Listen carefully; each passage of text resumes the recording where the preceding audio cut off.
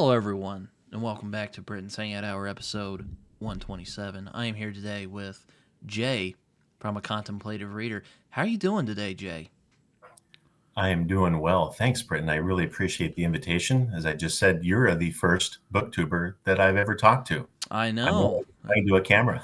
Yeah, that's good. Yeah, we had a bit of a weird mic situation, but aside from that, we got it figured out without too much hassle. And that is the problem when you invite old guys to come on your show, because technology is something my kids handle for me. And I think two of my three kids are actually older than you, if I know your age correctly. I was about to say I am 24, so I mean Mm. I don't know how old your kids are, so for I don't have any context Uh, on that. the oldest will be 30 this summer. Middle is 26. The youngest is 21. Oh, okay. Well, that's Two of the good. three. Yeah. I started an internship at a local radio station from my college. I just started it yesterday. As of the recording of this, it'll probably be up long after this. But yeah, the guy I'm working under at the moment is 26, so it's pretty cool. That is cool. Well, congratulations. I hope all goes well for you. Thank you. I'm enjoying it. I mean, I'm not a morning person, but aside from that, I'm enjoying it. It's fun. And That's cool. That's cool. My middle child, if I can ever, I, I have asked him. He is taking a video editing course from a local college, and so at some point in time, I may do what the Mintons have done. John and Amy get have, your kids involved. drafted Jacob to be the number one video editor on, what do they call it, bathroom walls everywhere or Yeah. something like that. And so, and my son Jonathan, he's helped me a little bit, but most everything you've seen so far is just me and hitting record button and uploading it. That's about all the technology I can handle. Yeah, I mean, I it's kind of funny. My parents will, or and grandparents as well, will ask me about technology, help them with stuff because I use the internet a lot, and sometimes I can help them out, and sometimes I can't. Though since I've learned more how to edit on stuff like Adobe Premiere Pro, my dad will recruit me for projects. I did one about a month back for a church thing he's involved in called Awana. I don't know if you have that in Iowa. I know of the program. It's not something it's been in my congregations, but I've seen it around in other places in Iowa. All right, cool. But yeah, I've done that a couple times for him, and I've also helped him edit some other stuff. So, yeah, my dad's like, I'm gonna use this. Nice. And also, I use it for videos or podcasts because sometimes technology is a strange thing. Well, not really a strange thing, but it'll sometimes fizzle out while I'm doing stuff, so I'll have to edit. Hopefully, that won't happen today. I don't think it'll happen today. Hope to God. Uh, but I generally try to keep these as casual as possible. So I don't. Sadly, I'm not Daniel Green. I don't have those editing skills. But I know a few tricks. I'll say that. Good. Yeah, you'll be wonderful to talk with this evening, and I'm glad for the invitation. Like I said, Yeah, you're the I don't is Josh preacher? I don't know. You're like the third preacher, second or third I've had on this show. So very good, very good. yes. Probably the first Lutheran. Yes, you're the first one I've seen in like robes. The two other Yeah, guys were wearing I don't want to say regular clothes. yeah. Lutherans are. I call us Catholic adjacent. We out of all the churches descended from the Reformation, we were the ones that we were kind of the original ones, and so we didn't fall that far from the tree. And I've actually gone on a lot of my continuing ed and my associations over the past few years have actually been with Catholic seminaries and Catholic monks and sisters, as I talk somewhat frequently in my videos and my reviews. Mm-hmm. So I have that background, and so I dress the part. Yeah, I think I first found you because you did a video about Philip Chase's, at least Way of Edan. I don't know if you've read the whole trilogy yet, but you Just the were first just the one. first one. Okay. So I was like, I wanted to be careful with saying anything because you know. Right. But I liked your video quite a bit. I thought it was interesting. I'm curious what you'll think of the second, in particular the third books, because I think the third one is the most spiritual. But I won't. I won't Yes. say too much. Thank you. I know what Philip, just in our online chats back and Mm-hmm. forth in the comment box, he has indicated to me that he is most looking forward to what I think of the third book. Mm-hmm. So that's consistent with what you're saying. So I finished Way of Edan just a month or two ago and put up that video. It is my goal to read the other two books in the trilogy before his sequel book comes out. I think on June 18th, somewhere Yeah, towards the latter sometime in part. June. Yes. I don't know. I'm not the fastest reader in the world, so I might not get there, but I would really love to, so I can jump right into While Darkness Gathers, is the title, if I'm named right, if I remember Yes. right. I Shortly was. after Oh, sorry. this. Didn't mean to Go ahead. interrupt you. I was No. gonna ask. So, I know you said before the podcast that maybe books were the last thing we could talk about, but so I did want to ask though. So, have you always been a reader? Is it something like you did and then you fell away from and then you come back, or is it something you discovered recently? I mean, like, what has your journey been like? As far as fiction, Mm-hmm. there was a 30-year gap probably Mm. in my fiction reading. And so just a quick rundown. So as a kid, so I grew up on an Iowa farm back in the 70s and 80s, and there was really nothing to do other than work or go pick up a stick and play in the yard or something like that. This is before, really any kind of we didn't even have a VCR until I was a sophomore, junior in high school. So no cable TV. So reading was what we had to do. So I would read, in terms of like fantasy and science fiction, I would read Star Wars and I'm right in that classic age of Star Wars and Star Trek. I was 7 when the first Star Wars came out.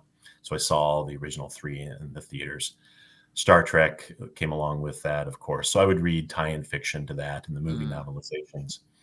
I picked up, like I would read like the Oz series by L. Frank Baum was probably some of the first fantasy I read. And Mm-hmm. then the Prydain series, which I'm actually going through again on my channel. Then I gravitated into The Hobbit and Lord of the Rings, Mm-hmm. uh, and read a few Stephen King. And then college and law school started. Oh And yeah, yeah. You're, as well as a preacher, you're also a lawyer, right, or it said on one of your accounts you're soon to be retired lawyer. soon to be retired. Yes, I've been a lawyer 30 years ago, 30 years this month. Wow. I graduated from law school. So I still have my license. I dabble a little bit in the practice of law. I'm what they call of counsel at my law firm. It means my name is still on the door, but I'm not really a partner in the law firm anymore. But I still go in a few days a month and I help out, or I'm a mediator in family law cases. So I Mm. go in and try to help people settle whatever issues they have, divorce, custody, child support kind of stuff, a couple Mm. times a month. Um, so yeah, for a long time it was reading, Probably, nonfiction, it's whether probably very legal. helpful in your career as a Mhm. pastor. It actually is. It's the same. A lot of people have asked me over the years, well, how in the world can a lawyer be a pastor? They see lawyers as, agents of Satan, which sometimes we are. I don't know if I go that far. Well, maybe not, if not agents of Satan, certainly in league with him somehow, uh, you know, selling our souls for money and all that kind of thing. Um, but no, in all seriousness, it's the same skill set, really. It just applied for different ends. As a lawyer, you are doing research, obviously, you are speaking publicly, you're meeting with people in crisis situations and counseling in some respect. And as a pastor, that's really, yeah, I'm researching for purposes of Bible studies and sermons. I am speaking publicly. I am meeting with people in crisis situations and a funeral, those kinds of things. Mm-hmm. So it is very similar. For me, it's been just a whole lot less stressful.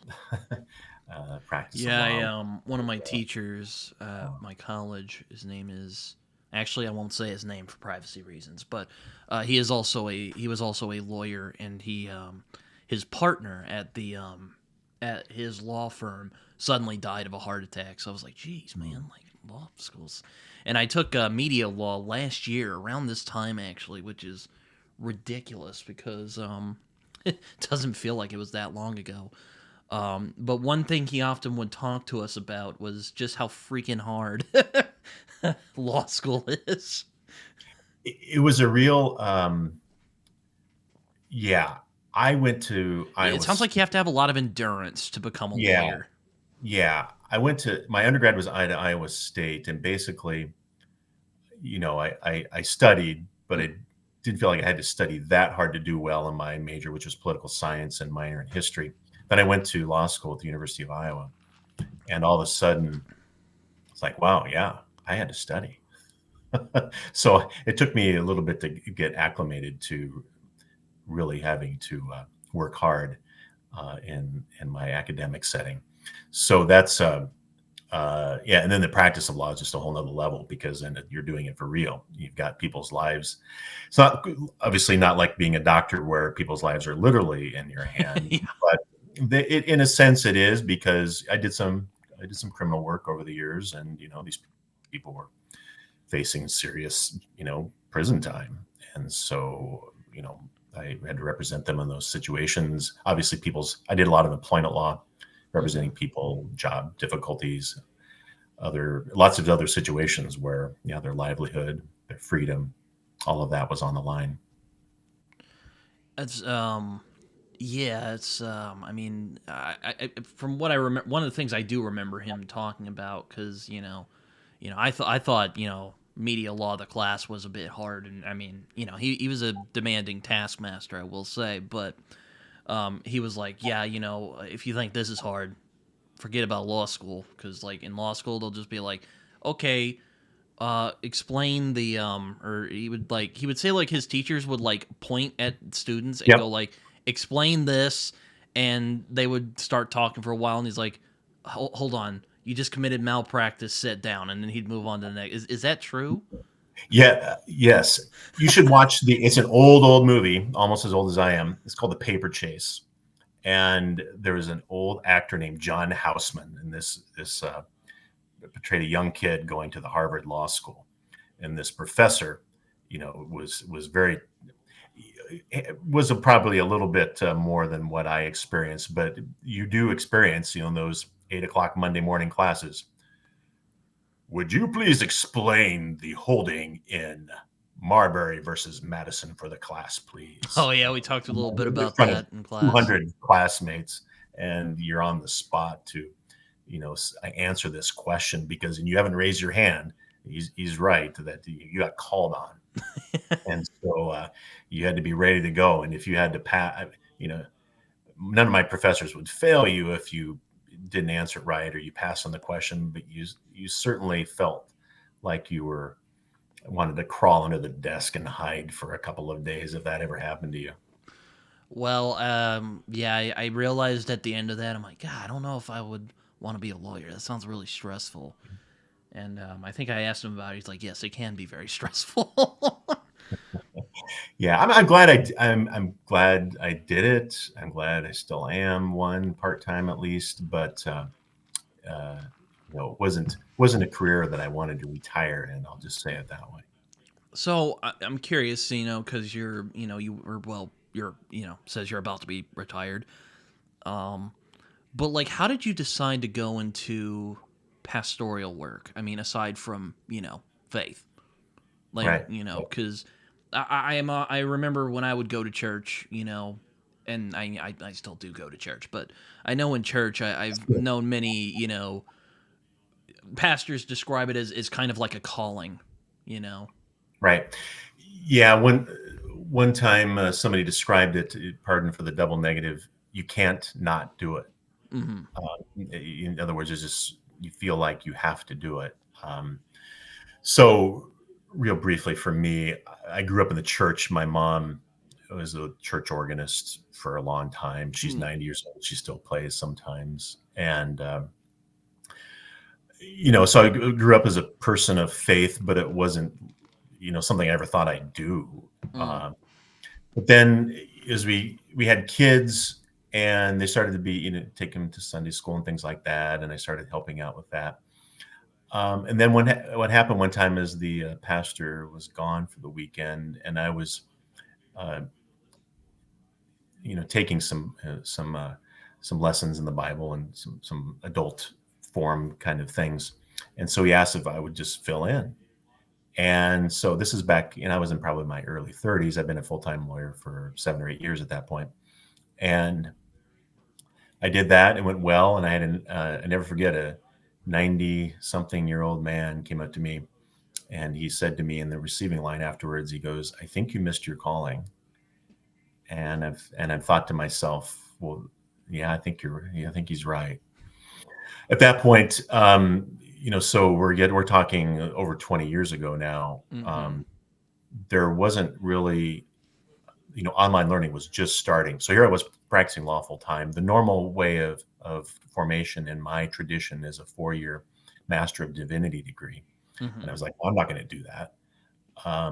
But since I live in a remote rural area, they developed a program for pastors. There's an extreme shortage of pastors in rural Iowa and rural everywhere, pretty much. So they were starting to form this program for distance education through one of the seminaries in our tradition. And so the bishop of my denomination in my area nominated me for this program.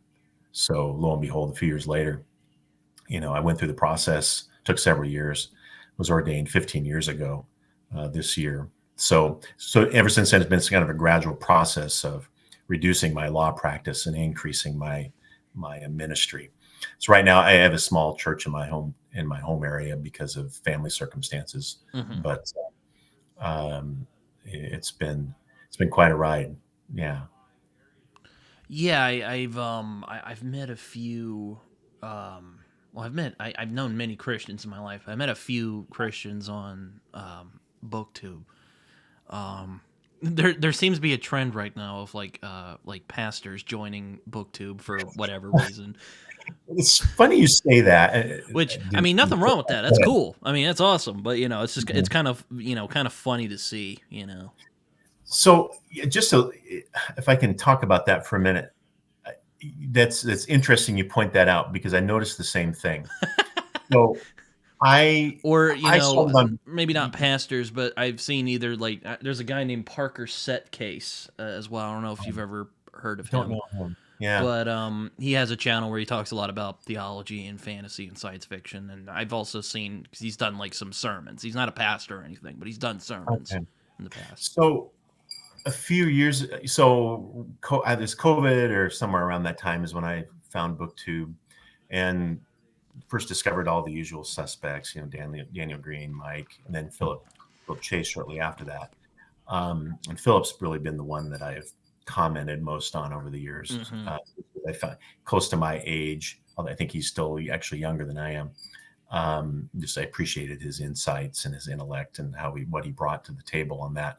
But at any rate, what I was noticing as I started watching more and more BookTubers was that I wasn't seeing that sort of bringing to the table an analysis of the spirituality underlining some of these books, or at least not at least what I thought I might be able to bring to the table. So I recently finished I wanted to go back and get a master's degree in theology. So I just accomplished that relatively recently. And so I thought when I finish that, I'm going to start my own BookTube channel. So that's why I started it earlier this year, because I was finding things like, for example, I'll just cue you in when I do an eventual Wheel of Time, start that up again. I was finding things like in the prologue of The Great Hunt, the second book of Wheel of Time series, because Robert Jordan was a High Church Episcopalian. Oh, so again, another almost Catholic Protestant. he threw in there a line. So if you remember, have you read Great Hunt? No, I've not read The Wheel of Time Yeah. yet. Okay. So But you can say the what the line is. I mean, the first chapter is just kind of this weird scene involving kind of this demonic figure and the followers of this demonic figure, and throws in a line. I don't know the exact quote, but it talks about ensuring certain hope of something. And immediately I picked that up. Well, Robert Jordan's quoting the liturgy for burial in the Episcopal Lutheran Catholic tradition, ensuring certain hope of the resurrection to our Lord and Savior Jesus Christ. We commit our brother or sister to the ground, earth to earth, ashes to ashes, dust to dust. And I thought Robert Jordan's quoting that exactly, except he's twisting the language of it to fit his circumstance. And I kept finding things like that wait, in isn't the dust to dust in the Bible, or am I mistaken yeah, on that? yeah, no, basically from the creation story and other Oh, places. Um, uh, so at any rate, so I thought I could look into and I could kind of form a channel to point out some of these things that I was noticing from this perspective. So at any rate, I started the channel earlier this year, and then literally as soon as I started it, it started a new account under a different username, and then I started seeing preacher reads and reformed reader, and then Matt from Go Read Books, who's a pastor, I think a Baptist pastor in Louisiana. Um, and so I was like, okay, I guess I'm not going to be all that unusual on BookTube. well, I think your videos that I've seen are really interesting because you really dive into like the spirituality of that are present in books that I've Mm-hmm. seen, like, The Way of Edan, for instance. I know you've also talked about Gene Wolfe a bit, which I'll admit I've read a couple of his stuff and I've bounced off of it. I should like him in theory, but I started The Wizard Knight and I bounced off of it, and I started another book called, or I finished it, but it was called The Land Across, and I was just like, I don't get it. I'm not getting this.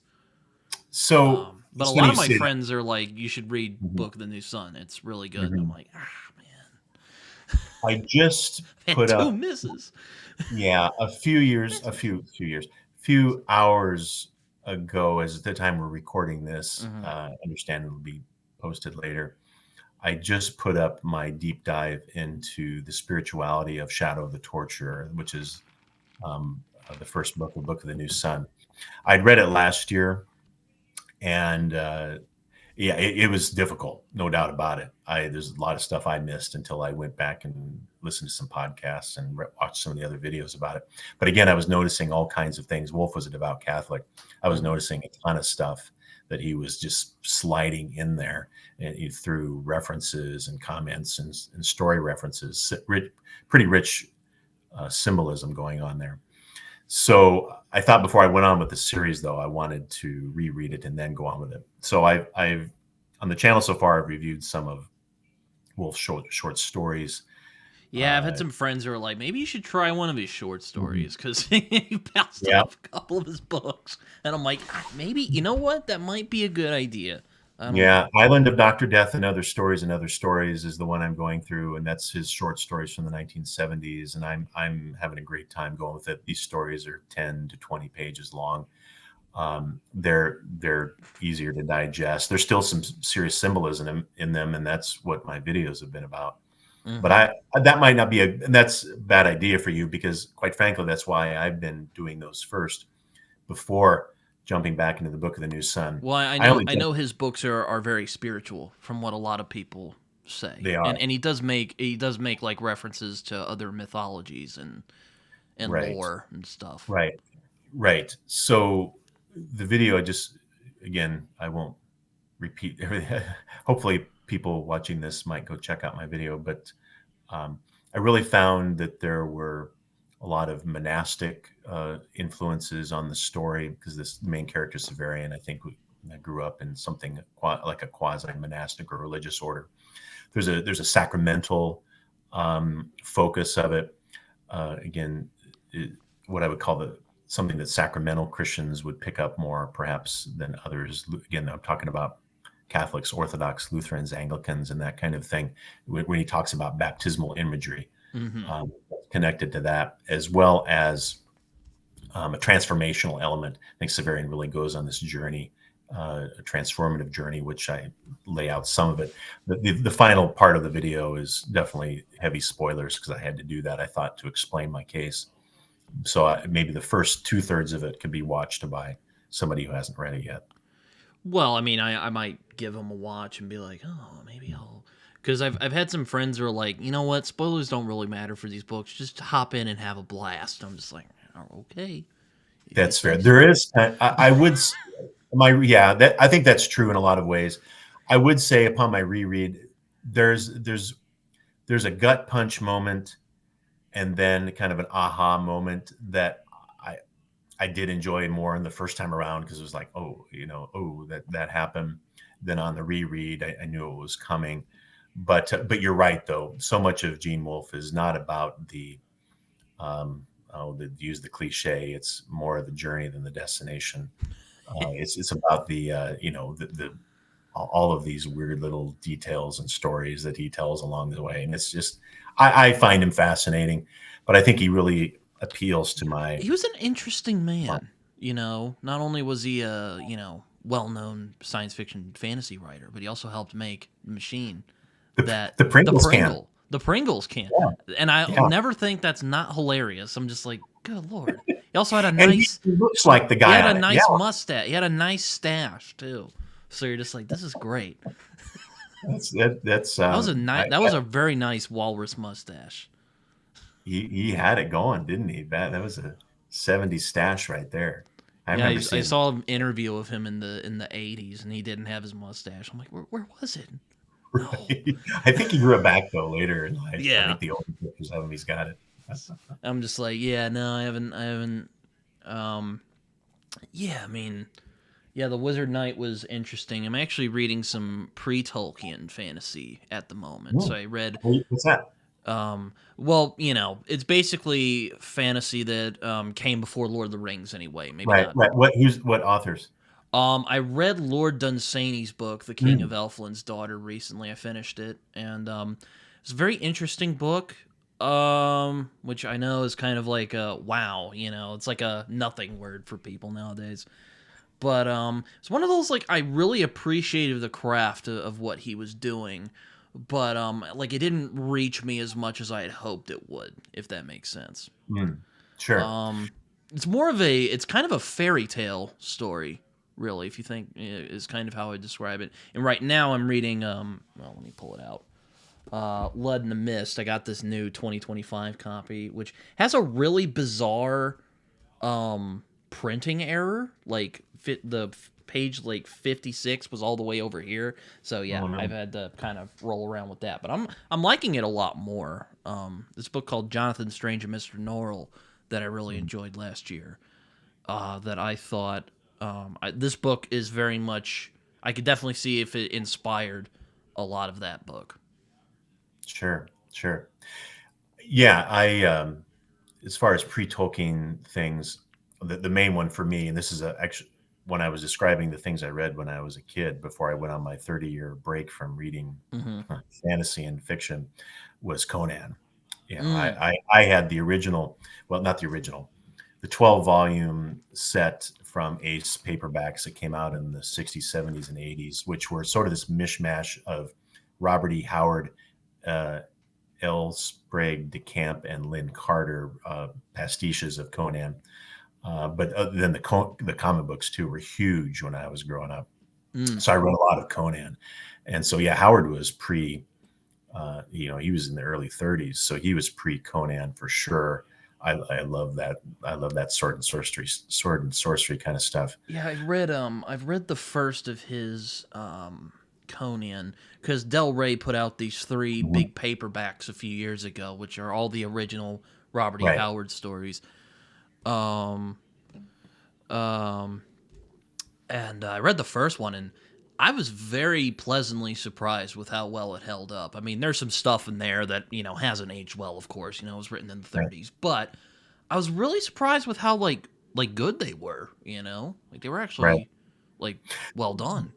They're really entertaining stories. They're very, propulsive entertainment, Right, right. Howard doesn't mess around getting it into the action for sure. But there's also things to think about too. It's not just all, blood and guts and all Well, that kind yeah. of stuff.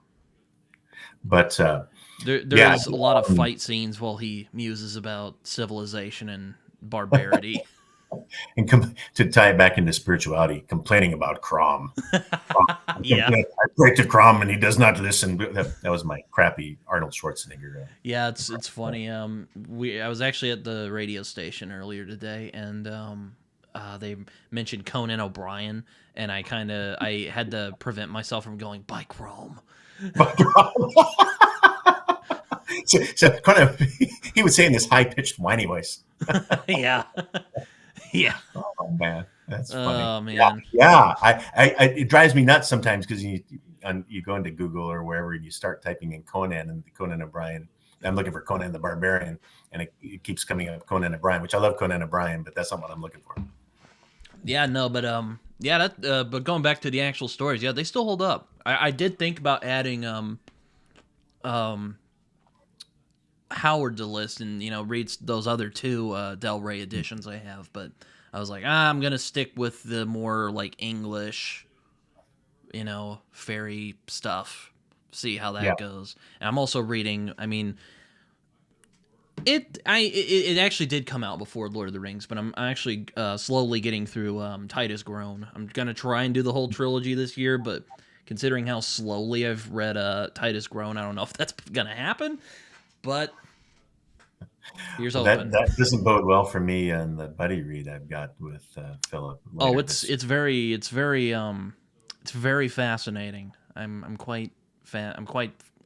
enjoying it a lot. So Good. It's just a lot of stuff's been going down in my life, and also it is a demanding read, I will say. So I'll make sure I allow enough time for me to get through it then.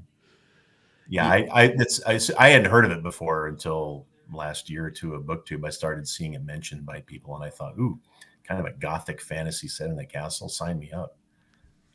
Oh yeah, it is about that. And the whole world is just this castle of strange, weird people running around. Right. I found on online somewhere that there was a radio drama from the I think 70s or 80s with Sting as one of the playing one of the characters in it. Interesting. I think you might take a look for that. It's also very British. As well. I'm reading a lot of really British stuff this year. Well, nothing wrong with that. Yeah, it's very transparently British, It's nothing wrong with that, by the way. I love British stuff. Well, there's a distinct sense of humor that goes along with you either like Monty Python, that was all the rage when I was growing up too, and you either got Monty Python or you didn't. Yeah. It's just to use an example. Doctor Who, of course, being kind of going to the sci-fi fantasy realm. You either thought it's a very British take on kind of that wacky pulp sci-fi. Yeah. Right. They do cheese in a very different way than Doctor Who's got all kinds of cheesy aspects to it, but I just find it more entertaining than what Americans were putting out for cheesy stuff in the 70s and 80s. And that's my era of Doctor Who, at least. I haven't watched it in a long time. But. Yeah, I started with the newer stuff. I need to go back and find some of the older stuff, but I know it's kind of complicated because like some of them have been like lost in time. The very earliest stuff has been, but Tom Baker, just watch the Tom Baker era. He's the GOAT. He was kind of the tenant of his day, from what I hear. Longest running Doctor as well. Absolutely. Yeah.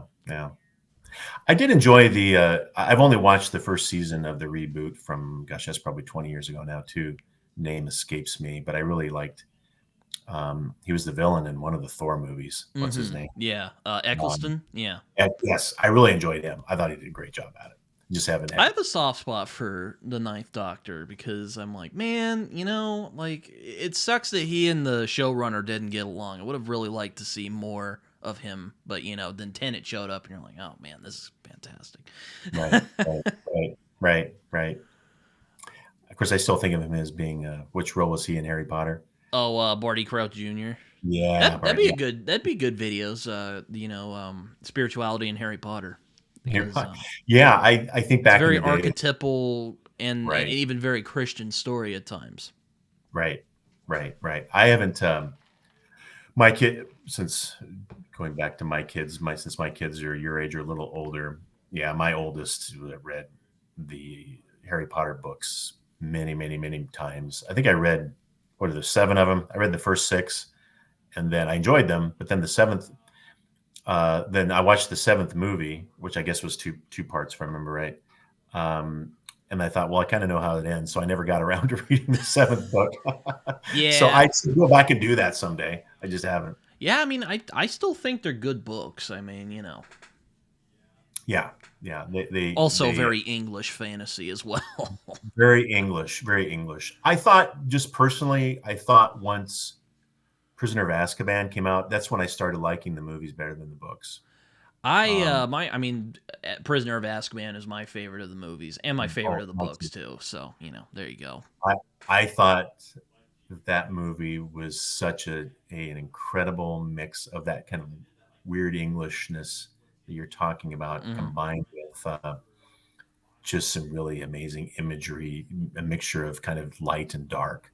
It was the movie where they kind of transitioned from being a little kids thing into kind of an older something that I could enjoy. I Yeah, I thought mean, because I think you might like Gormenghast then, because there's also a big castle in it, kind of like Hogwarts, though.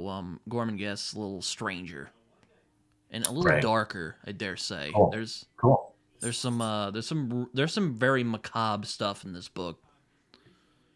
nice, Or nice, well, nice. I haven't. I mean, this is a collection of all 3 books, so I'm reading. Hold on. Yeah, come on, come on, come on.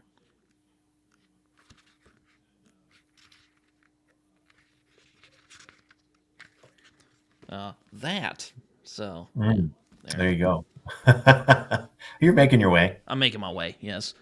Um, but yeah, no, it's I enjoy. I've enjoyed what I've read so far, but it's Good, but yeah, I'm just like, yeah, I'm reading a lot of very British fantasy this year.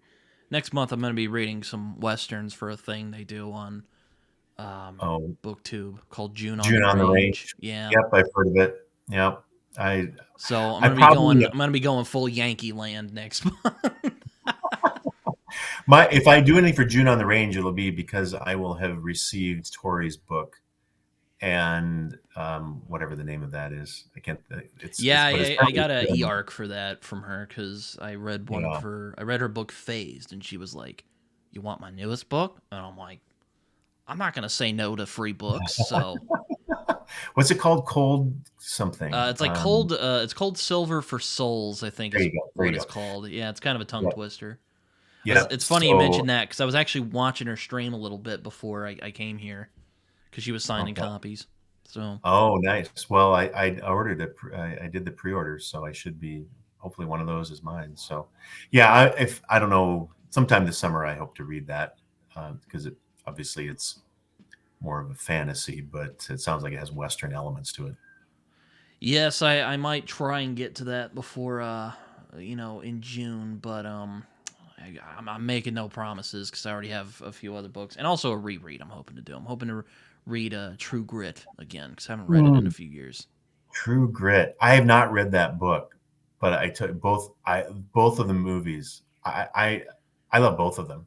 I love the John Wayne one and the Jeff Bridges one. I love them both. Yeah, no, they're both very good movies, though. I actually think the remake's a little better. I mean, not just Hmm. because I love the Coen brothers, but I also just think it's I think it does more interesting things with the source material. Though I do like the original '60s version, and few can say "Fill your hands, you son of a bitch," quite like John Wayne can.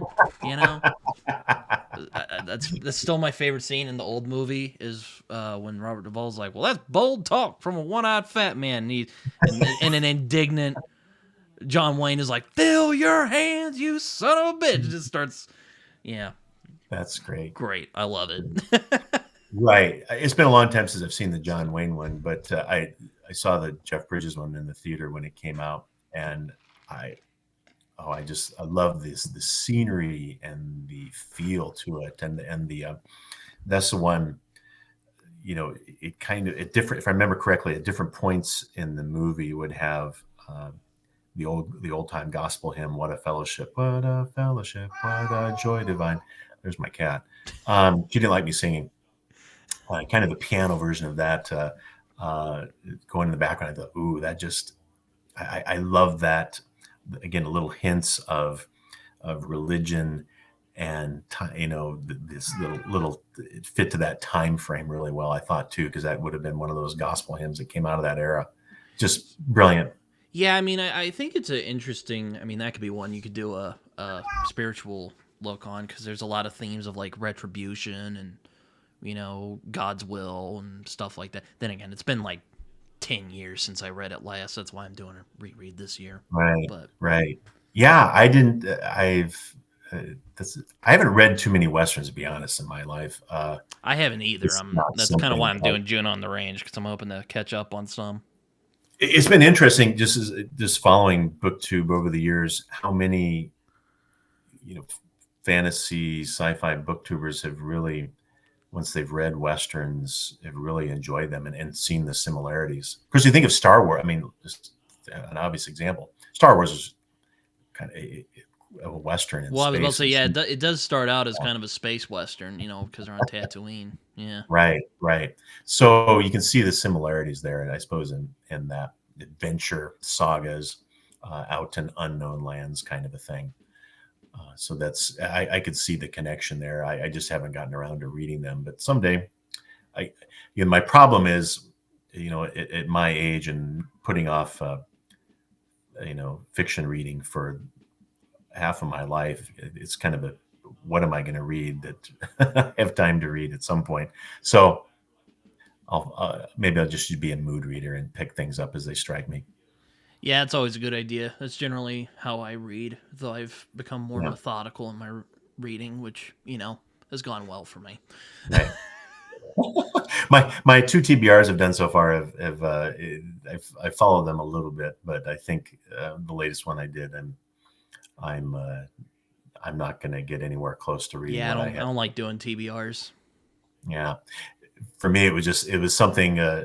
Since I wanted to put some content up, and I hadn't finished reading a book yet, or recently enough to do a review on it. So I thought, well, I can just put up a TBR and see how it goes. I'll probably still do them just to keep myself organized, if nothing else. But I'm still learning this BookTube thing and how to make it fit my schedule and my habits and my reading abilities. Yeah, I'll get there's a lot of adaptability, because, the real world can be a demanding place. Yes, it can. Yes, it can. That's right. And you're just starting out on that journey there, Britton. Yeah, I was joking with one of the people at the radio station the other day. I'm like, next year I'm gonna have to deal with the existential angst of being 25 years old. The existence. Yes.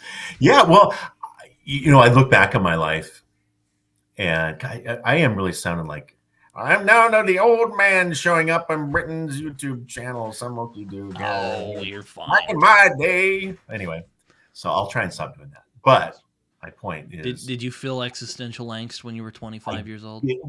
that was when real life started. That's when I graduated from law school and started working. So I look back on 25 and I'm like, oh, that's when I really had to grow up. And I'm like, I have to work. I have to work for a living. Oh, that's when our oldest child was born. Mm. Oh, wow. It's here. I've got to figure out what in the world I'm doing with my life. I guess I better finish law school. I better get a job and get going. So that's what happened 30 years later.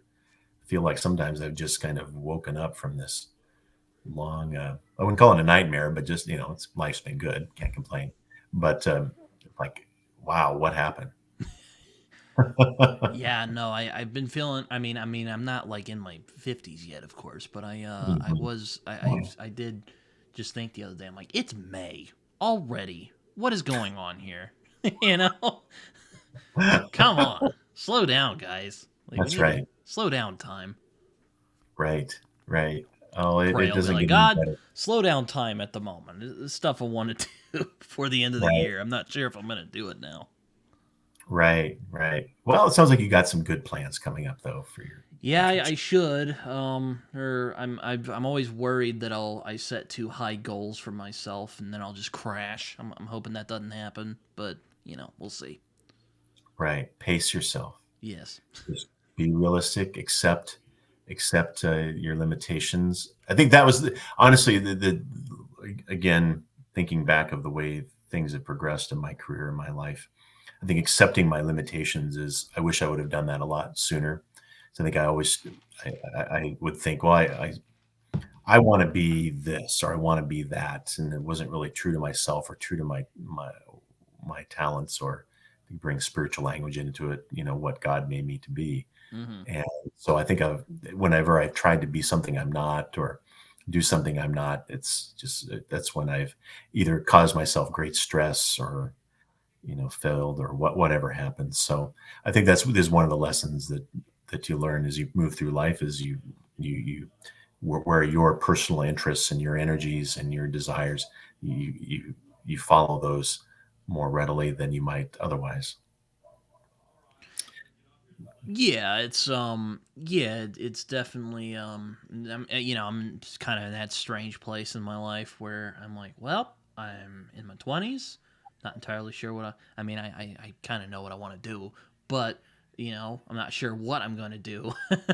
Right. Because the thing I want to Right. do is not a very practical um thing, but Mm. yeah, hopefully this radio thing works out. I don't know. Well, that sounds. It's so that the radio thing is not what not your first. It's not my first passion, no. Not your first passion. Okay. Okay. So this is Um, where I could be a spiritual director on you now, and I could start asking probing in questions and try to get down to the real Britain. But I'll refrain from that because I don't know what you want to. I don't want to what you want to divulge or not on yeah, public. I might refrain from that for Okay. now. Very good. Very good. Very good. No, but yeah, I thought your channel was interesting because you actually bring like a spiritual perspective to your channel. I mean, some of the other like pastor booktubers I've watched, no disrespect to them, they're all great people. Like Josh from the Reformed Reader is Right. he says he's trying to be like the common sense media of booktube, and I'm like, okay, yeah, that's cool. And Mhm. Preacher Reads is kind of um how do I describe his channel? Like I kind of take it as like he is a booktuber who just happens to be a preacher. But I Right. think Yeah. like with you, you're actually like probing into the spirituality of certain books, which I think is it, which interests me personally. Again, nothing wrong with what the other pastor booktubers are doing. They're great guys. I enjoy them. But I think it's kind of fascinating that you're like really like delving into the spirituality of a work. Right. Because I Right. do think on some level art is a very spiritual experience, or consuming it anyway. It can be anyway for me. Well, just the very nature of it is inviting us to ponder something that we haven't experienced with our. I mean, you're reading a text with your eyes or listening into it in the case of an audiobook, but it's you're invited to ponder the meaning of something that you haven't experienced directly with your five senses. And so just by that very nature of it, there's something otherworldly out there somewhere that you're trying to digest and internalize and find meaning to and what is going on here in this story, all of those kinds of things. So that is what is appealed to me about reading as a way of ingesting information, as opposed to. I mean, I have watched, of course, TV and listened to things over the years, but reading, I think, has a particularly unique vantage point in that it gets you to think spiritually, to use that phrase, perhaps in a way that other mediums do not. Mm-hmm. Yeah, I mean, you can watch. For example, I have my in Lutheran circles, we have what we call confirmation. So we, in generally middle school or early high school age, we have a 2 or So 3 year like program. Catholicism. Yeah, the CCD they call it in Catholicism. Yep, in Lutherans is much the same. I was about to say, so Again, like, not to interrupt your thought pattern, but like, yeah. what is the difference between Catholics and Lutherans? Despite aside from the fact that Martin Luther went around, door to door a long time ago and was like, Catholics suck. We need to do this differently. The 95 Theses. Yes. Yes. Long story short, again, there's different stripes of Lutherans, so Mm-hmm. I will try and keep this as broad as I can because some may answer differently. Again, I kind of tend towards the side that the schism 500 years ago was an unfortunate event of history, and we really should be working back together because I think I was Lutherans being have a lot. slightly facetious, by Yeah, the yeah, way. no, If that I wasn't get you. obvious. I get you. No, so to answer your question, I mean, obviously the nature of hierarchy is very different in the Catholic Church, You where don't you have your own pope. no pope, no what they call a magisterium in the Catholic Church, which is really the teaching prime teaching role of the Church and the Catholic circles about laying down dogmas and those kinds of things. In Lutheran circles, it's much less defined. We do have hierarchy of sorts in that we do elect a bishop to oversee an area of the church. But I have a lot as a congregational pastor. I have more authority in terms of of what I teach and preach, for example, than a Catholic priest might, because I don't have my bishop doesn't directly come in, and lay out certain guidelines for me. That's just one example. There's um, the original split, of course, was over the nature of our salvation, justification. I think there's been a lot of progress towards resolving those issues over the years. Whereas Luther was more salvation by grace through faith. Mm-hmm. Uh, Catholics tradition was more of saved by grace through faith, but there's also a much more of a cooperation element to that. But I think we've come together a long ways on that. What I found most interesting about the Catholic tradition that unfortunately Lutheran tradition has lost over the years is that monastic contemplative tradition. Mm-hmm. So why I do hang out in Catholic circles a lot is because of they're the ones that have monasteries and spiritual rectors and monks and nuns and those kinds of things. So I think again, just to tie it together into my life, there definitely has been periods of time where I wanted some deeper spirituality, places to go where to experience silence and just read um, and pray, those kinds of things in the midst of being a lawyer and a pastor and a dad and all those things that I've signed on to do in life. But I felt like I needed some more grounding to that, and that tradition allowed I found that in the tradition perhaps even more than I found in my own tradition. Interesting, interesting. I do know, like, one of my always kind of irritations with, organized religions, if you will, is that, like, they all, like, disagree on how to, worship God. And I'm just like, oh, God, Mm. it's like, people, it says in the Bible, like, you'd think this would be easy. But to disagree is human nature. I get that. I don't think that's really a religion problem. That's just a Right. human beings problem.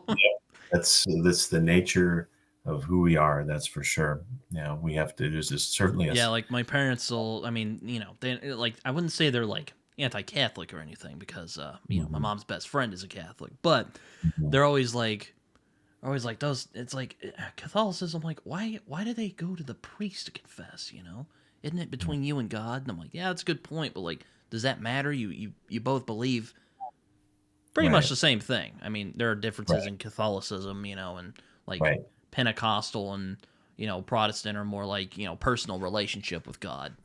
right, right. And I'm Right. not saying Catholicism doesn't have that, and my knowledge of Mhm. Catholicism is very limited. So you can correct me if I'm wrong, but there's that kind of I can definitely see how stuff like the Pope or that kind of hierarchy of the Catholic Church might rub some other Christians the wrong way because the Bible often talks about God wants you as a Mhm. person. Right, right, I don't know right. what you Yeah, think about that, but there's definitely no. That's definitely a difference in terms of, particularly with Lutherans would sort of be in the middle of that, but certainly Catholics would be more of a corporate or communal sense of who you belonging to the church, whereas the evangelical tradition of American evangelicals would be more about that personal relationship, that personal decision, for Christ, that kind of a dynamic. So Mhm. you're right. That's a classic example of the difference.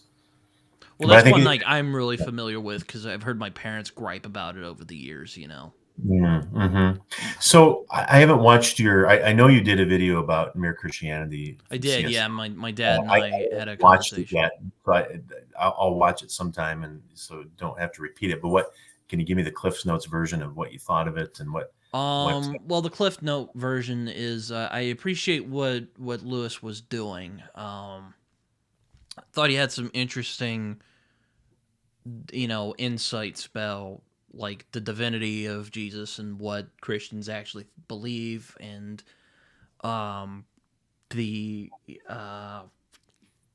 um, and just kind of why he thinks that Christianity is the true religion as well, aside from all these other religions, but in a very like, you know, approachable way.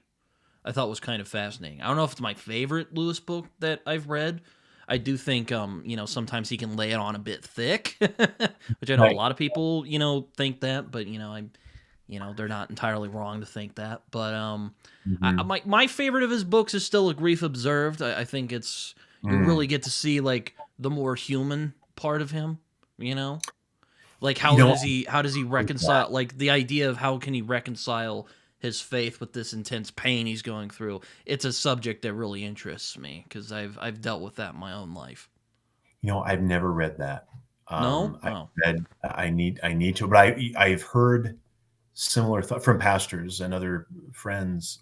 What you've just said is that A Grief Observed it's different from his other works. He kind of gets out of his head and he gets into the raw experience of life and mm-hmm. applies his faith to that.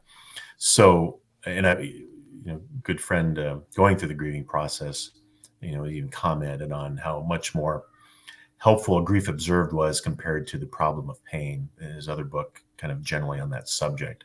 Yeah, Um, which he kind of touches on a little bit as well in Mere Christianity. I mean, I haven't read The Problem with Pain, and yeah, Mere Christianity. I thought I read it a long time ago. I haven't read it recently. My recollection is that it was good. I think these were based, if I remember correctly, were they based on the radio lectures he was giving in and yes, around World War II? So I think they were good for his time and for his purpose. I think some of the points he makes are outdated. And they're not mm, really addressing current, like when he talks about, just to give an example, that when you examine Jesus, you have to think he's either a liar, lunatic, or Lord. In other words, he was either lying about who he was, or he was crazy and saying wild things about who he was, or he was who he said he was, Lord. mm-hmm. I think that's a simplistic way of looking at it. Yeah, I've heard a bunch of people say that about believers and non-believers as well, which Yeah. So I want to go back. Now, I don't know if I kind of fall into that, but I do think it's an easy way to kind of go like, oh, this is how to think of it. Right. I Yeah. think it's like I called it in my discussion I did with my dad. I called it kind of Christianity for dummies in a weird way. Like he does get a little heady at points, but like he explains it in a way that like regular people could understand if they wanted to. I think Right. anyway. Yeah. No, I think that's a good I'm sure point. And there I think it's will be quite some still. people who will be like, "It boggled my mind, Britton." I'm just like, "All right." I don't Right. know what to tell you. I mean, I can see how some of the concepts might boggle people. Right. Right. Right. No, I think that's a fair It's like, what's all assessment of this that. morality stuff he's talking about? Yes. Now, there's some of it that he talks about that I'm familiar with. Like he is kind of echoing some of the Hmm. philosophers, like Nietzsche in particular.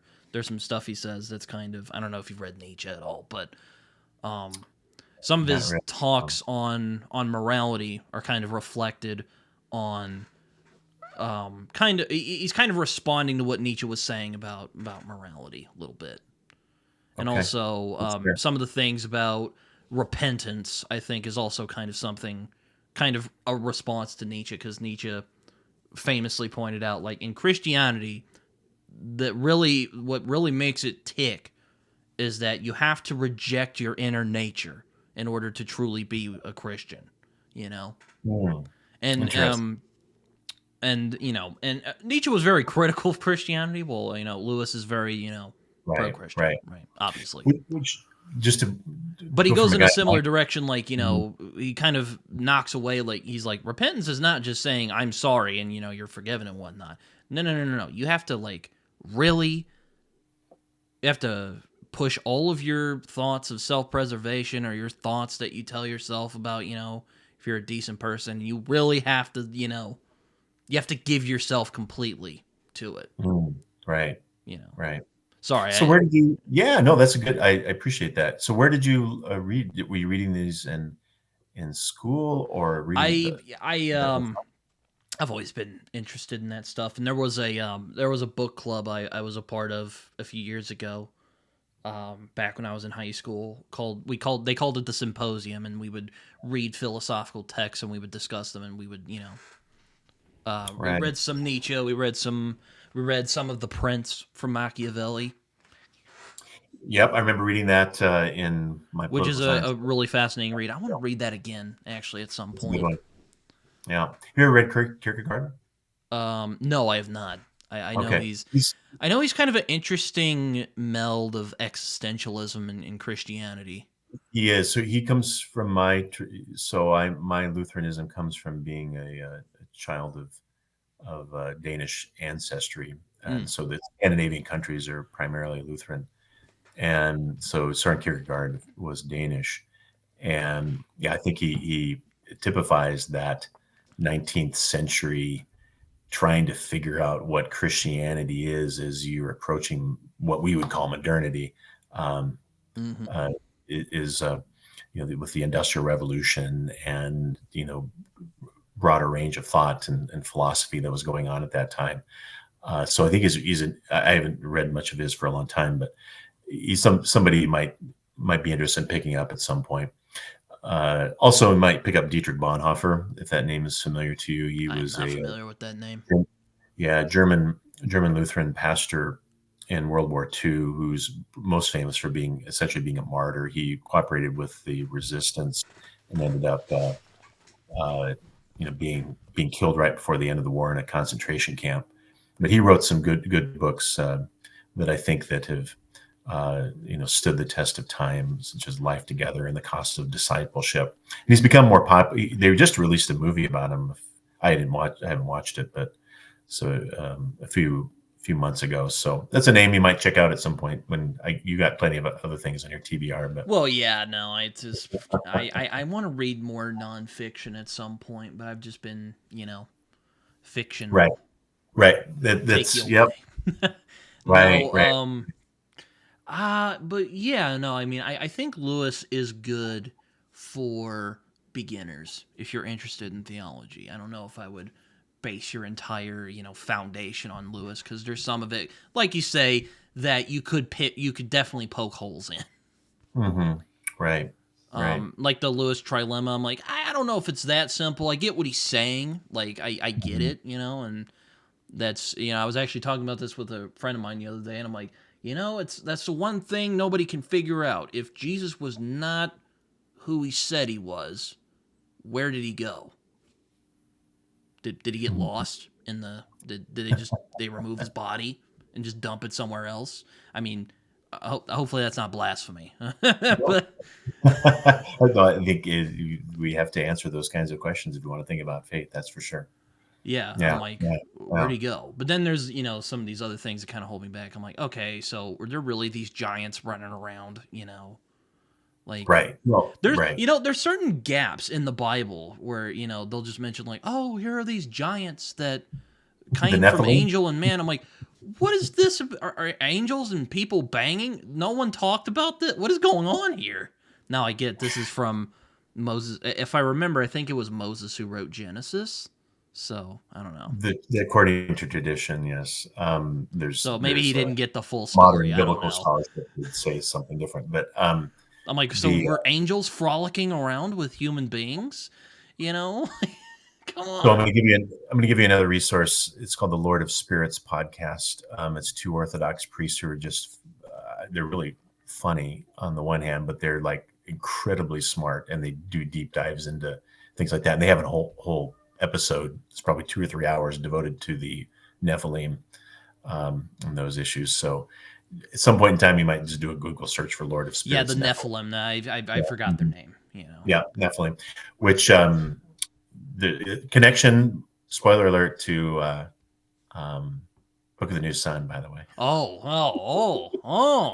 Possible Nephilim appearance, and I didn't touch that in my video, but I think there's a possible Nephilim appearance or Yeah, I something mean, like it's Nephilim there.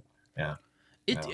religion's always been kind of and spirituality in general has always been kind of a fascination of mine, you know, and I always kind of shake my head at the people who go like, "Oh, we're gonna outgrow it." Like that's one of my gripes with Star Trek. Really, is I'm like they're because you know in Star Trek they're like, "Oh, we outgrew religion and all that." I'm like, no, that's not gonna happen. Or at least in my opinion, it is not gonna happen. I mean, Voltaire said it was gonna happen, it didn't. Nietzsche said it was gonna happen, it didn't. So. Right. You know. Right. Yeah. Now, do I think Christianity will survive in the future? I don't know, but I do think a version of it will. Definitely.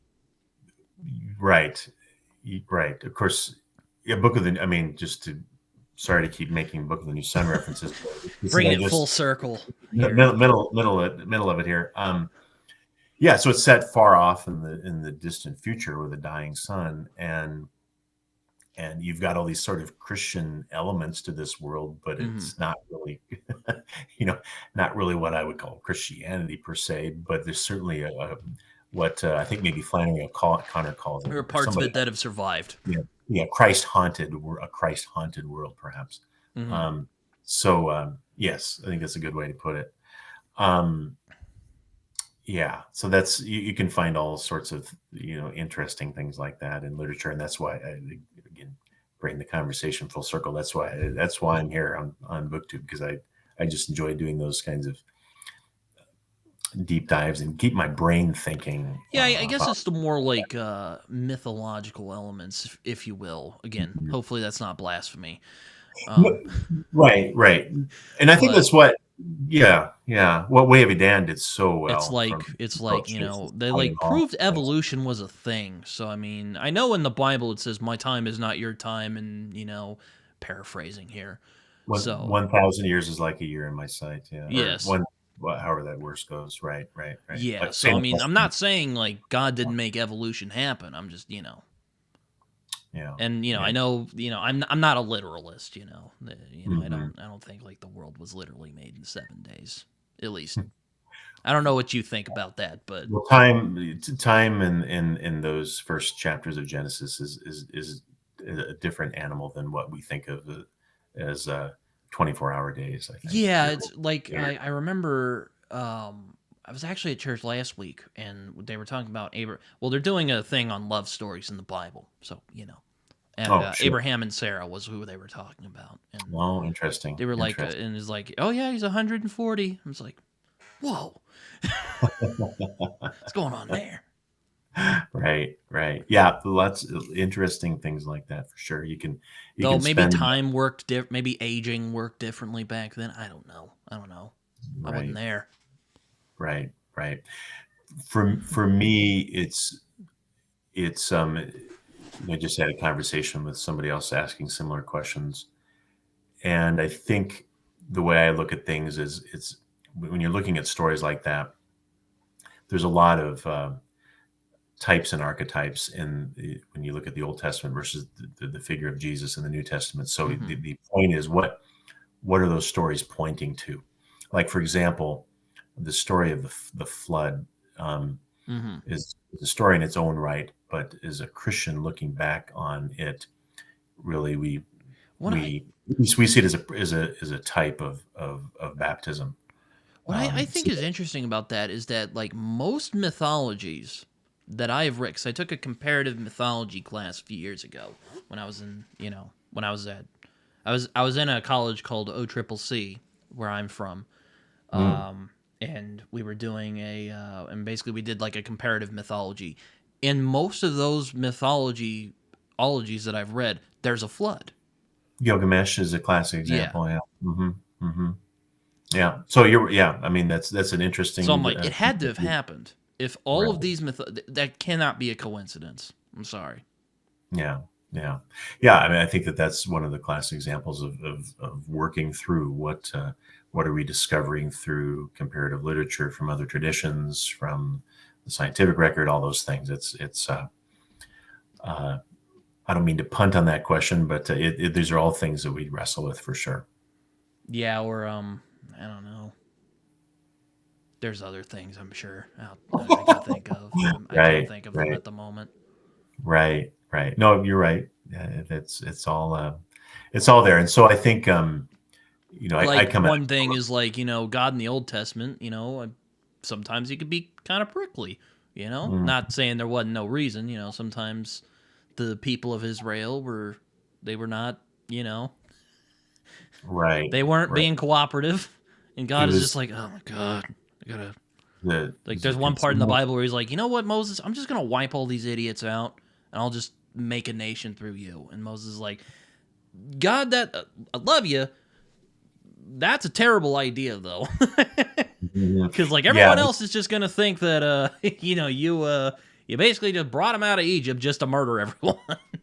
right. Yeah, And it then was a Jesus shows continual up and he's like, oh, I came for I came for a doctor does not come for the well, he comes for the sick. It's kind of interesting. right.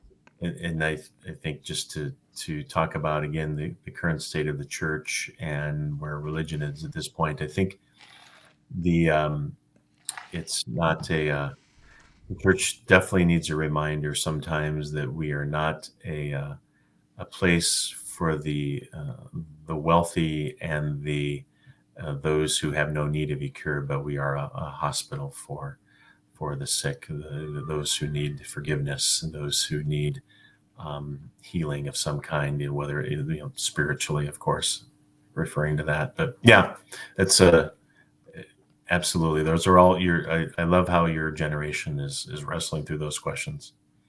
Yeah, I mean, I don't think that. I was actually discussing with another friend of mine. His name's Alex. He runs a YouTube channel.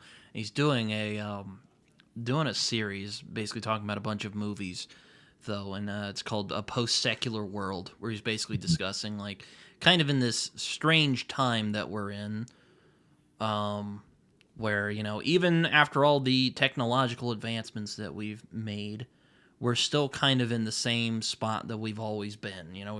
We're always kind of dissatisfied, and Right. It's the and he exception. brought up a question that was really fascinating to me, and it was like, so what are we gonna do? Because it kind of seems like we're at a place now where, I mean, we could probably evolve further, but we're kind of at a place where secularism has gotten us so far. We've gotten all these technologies and medicines and things that I'm very grateful for. I'm glad we live in this century.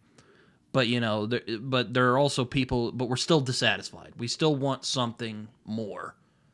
Right. And there's some people who find it through science. There's some people who find it through religion. There's some people who find it through other things entirely. I was curious what you might think of that idea of this post-secular society. Yes, absolutely. As we have become more and more comfortable in many ways, you know, at least in terms of, you know, medicine and food supply. Obviously, there's issues with that around the world, Mm-hmm. no doubt about it, that need to be addressed. But largely, those are for political reasons rather than just whether the supplies exist. But at any rate, as things have progressed on the physical level in the physical world with all of our technology, it's interesting how the level of mental illness and the level of emptiness in life has just skyrocketed. So I think is because we realize that just having everything we need at the touch of our fingertips doesn't give us happiness. Mm-hmm. You know, if Yeah, I again, think just Philip Chase actually told me, we were having a conversation about one of the Edan books, but he's like, mhm. yeah, human beings are not good at being content, or Yeah, something like that's that. absolutely. Again, I think of you know my our phones. are just these wonders of technology that give us the entire world at our fingertips and give us more computing power than, you know, just whatever 20 years ago, probably an entire room full of computers had. Mm-hmm. Uh, and so we've progressed so fast that I think our brains just don't know how to catch up with it. And I think we've fallen into this existential funk of who are we? What are we supposed to be doing with all this? And it's too much. I think it's overstimulating us. It created that sort of emptiness in our life. We can't handle it. So we all handle it in different ways. For me, it's been going into this deeper form of the spiritual life. And for others, it's, you find your own way. But there's some scary prospects out there. I don't know enough about it other than just what I hear, but AI there's some interesting ramifications coming with that just around the corner that I don't know what in the world's going to happen. Just think of being a lawyer, for example. So many of my cases over the years have dealt with, been resolved with video or audio evidence. Well, what happens when we become AI is so good we cannot tell the difference between something that's fabricated and something that's authentic. I imagine the courts right now are trying to sort through those kinds of issues with rules of evidence. Again, I'm kind of out of the game, but that's just one example. And of Mm-hmm. course, you think of a whole other with automation taking people's jobs. What's going to happen then with people's sense of purpose, sense of livelihood? You can't, you don't have a job anymore because it was taken away by all this, the automation going on. At any rate, I think all of these things are Like going to we be could, like we coming have to weapons that could literally, flatten right, a city. right, Though we're not in the Cold War anymore. Well, I was born after the Cold War, so. right. I was 13 years old when the movie The Day After was aired on Oh television. man. It freaked me out for a long time because, yeah, it's like I I think mean, that played. it's something I've worried about too. I mean, I can't Mhm, really control it, of course, but it's right, something sometimes I see planes overhead, and I'm just like, oh man, are they gonna yeah, drop a nuke on us? Probably not. My dad, I remember having this conversation with my dad once. He's like, Britton, there's those Amber Alerts. I'm like, yeah. He's like, they would be going off nonstop if there was like a nuke about to drop. right, So I'm right, like, well, right. that's good to know. I'm glad to know. Duck and cover, as they used to say in the 1950s Oh video. man. Do what you can. I don't think that was going to do much good. No, but yeah, we're in a. I think you're totally right when you say we're in kind of a existential funk, for lack of a better word, because we're like, well, what are we gonna do?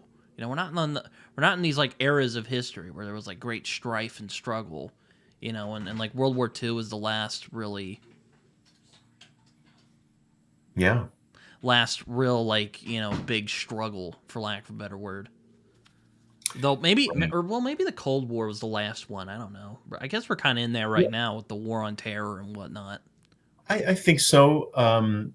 But I can tell you, just again, growing up in the 80s before the fall of the Berlin Wall and fall of the Soviet Union, that we did, particularly with the kind of things that were going on and early on in the Reagan presidency, for example, there was a lot of, yeah, that this feels like, World War III could happen again.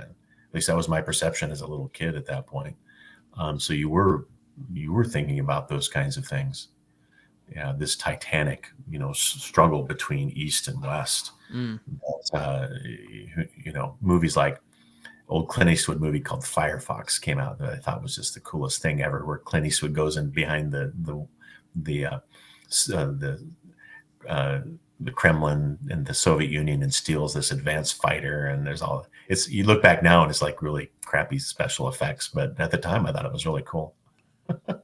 I don't think I've watched that one. Yeah, yeah, it's the story's good. I've You just watched just I've be watched a prepared for I've watched a 1982. lot of his westerns and his Yeah, crime movies that he did. right, right. All of those spaghetti westerns are classics for sure. Yeah, I haven't watched some of them in a long time, but I just watched High Plains Drifter not that long ago. I'll be right back real quick. Hello. All right, I'll just cut it out at 1:22. All right, but yeah, we're back. What were we talking about? I think the Cold War. Cold War, yeah. It was an interesting time to grow up, but Yeah, I'm yeah, actually kind of fascinated by that period of history, just because of how like there was like such a big like paradigm shift. Like warfare changed and society changed, and I'm just really fascinated with that period in time. right, right. And you look back at the conflicts that were fought during that time, the Korea and Vietnam, they were just sort of elements of that. In one sense, it really wasn't a Cold War because really Korea and Vietnam were just sort of parts of the bigger picture between communism and the West. Um, so obviously there were other hotspots that developed over the years, flashed up in the Middle East and all of those things that it was it certainly could have blown up at any time, but fortunately it didn't expand beyond what it did. Yes, So we survived.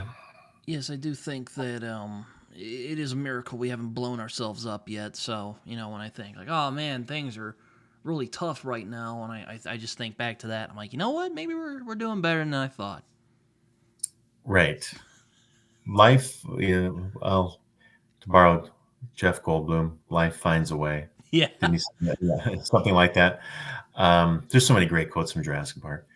Uh, that yeah, we somehow you just you have hope and trust that that things will work out in the end. Of course, that's the the hope of faith, at least, is that there's this sort of time when all things will be made new and all things will be made right, and we go through all of this turmoil and trial and tribulation in the meantime, but there is hope.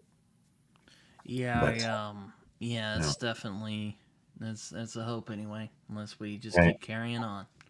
Yeah. right. What else you got going on in Britain and life? So you've got this, and you've talked a little about what you're reading coming up. Anything else you're looking forward to in terms of movies? I mean, the new Superman movie's coming out, so I'm looking forward to that. But Yeah, not I am. I did see you commented on one of my videos saying that you really like Pink Floyd, and you've even seen oh them yeah. live. That's crazy. Yes. So I think before we finish today, so we're going to talk about music now, and I do want to circle around to sports for just a little bit because Okay. that OU ball just I don't know quite what to think about that. So we're going to talk about that for a All little bit. right. So obviously, some Okie dude. I know who Hmm. you're. Yeah, I'm from Oklahoma. Yes. Yeah. I was about to say So you're from Iowa, and you said you like sports. So like, who's your sports teams? so my undergrad is from Iowa State, so Hmm. my primary loyalty is with the Cyclones, which is why I feel so betrayed by Oklahoma, betraying the Upper Midwest for the conference which shall not be named of the Southeast. But at any rate, Oh, think what I was feeling. I was like, oh my lord, we're gonna be biting our nails every week now. It's so at any rate, um, yeah, I like I went to law school in Iowa, so I'm one of the rare breeds that likes both Iowa State and Iowa. Normally, they don't it's like Oklahoma State and Oklahoma. I can't yeah. imagine there's too many people who are fans of both schools, but I happen to be one of both. So that's for college. I have always historically liked Oklahoma because I grew up hating Nebraska. Uh, so Oklahoma was the only team that could ever beat Nebraska. So I liked Oklahoma for that reason. Um, but I mean, pro teams, I gravitate towards the Minnesota teams typically. Mm. Except right now, I live in northern Iowa, which is just south of the Minnesota border. So you like Um, the Vikings? it's been painful over the years, but that would probably be my team if I They had to actually pick. did pretty good last year. I was They did have a surprised. good. They did have a good team. Yeah, yeah. So yeah, the Wild and the Twins and the Tim. I don't really follow NBA too. I kind of I was about to say I don't follow NBA either, though. It's after kind the great. I love watching the classic era of Bird and Magic of. and Mm-hmm. Jordan, and haven't really caught up with it much since then. That was a truly magical time to watch sports for sure. So much squeaking. Oh. Yeah. I don't. I'm just like, so much squeaking. I can't do it. Yeah.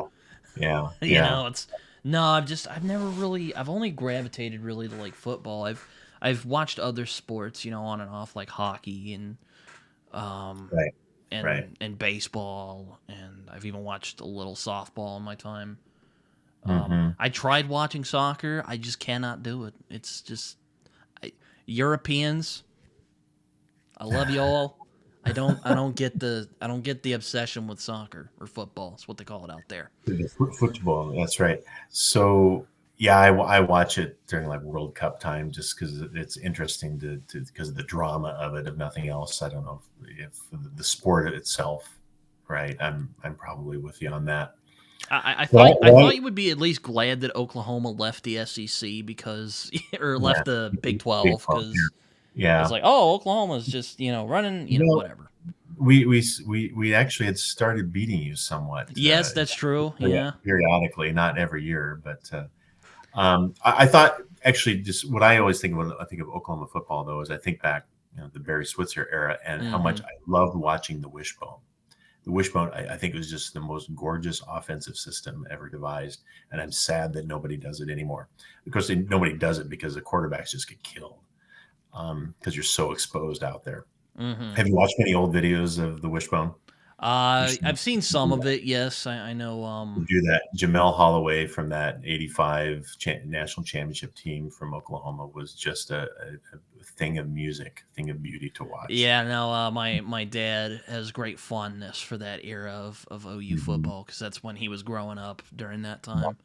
yeah, Um, absolutely. it's funny at my where I'm interning at the moment. There's like these big there's these framed not photos, but they're like pictures of like the Switzer and Bud Wilkinson and some of the classic Oklahoma coaches. Right, right. Also Bob Stoops, an Iowa native. Iowa, that's right. I saw Bob Stoops play when he was still a Hawkeye, and then, of course, led the next Almost championship. er, he Yeah. was one of the contenders for Iowa before the guy who is Mhm. still coaching for Iowa, by the way. Parents, yeah, yeah, Because you know he was a Hawkeye, but he came to right, Oklahoma, so yeah, right, the rest is right. history.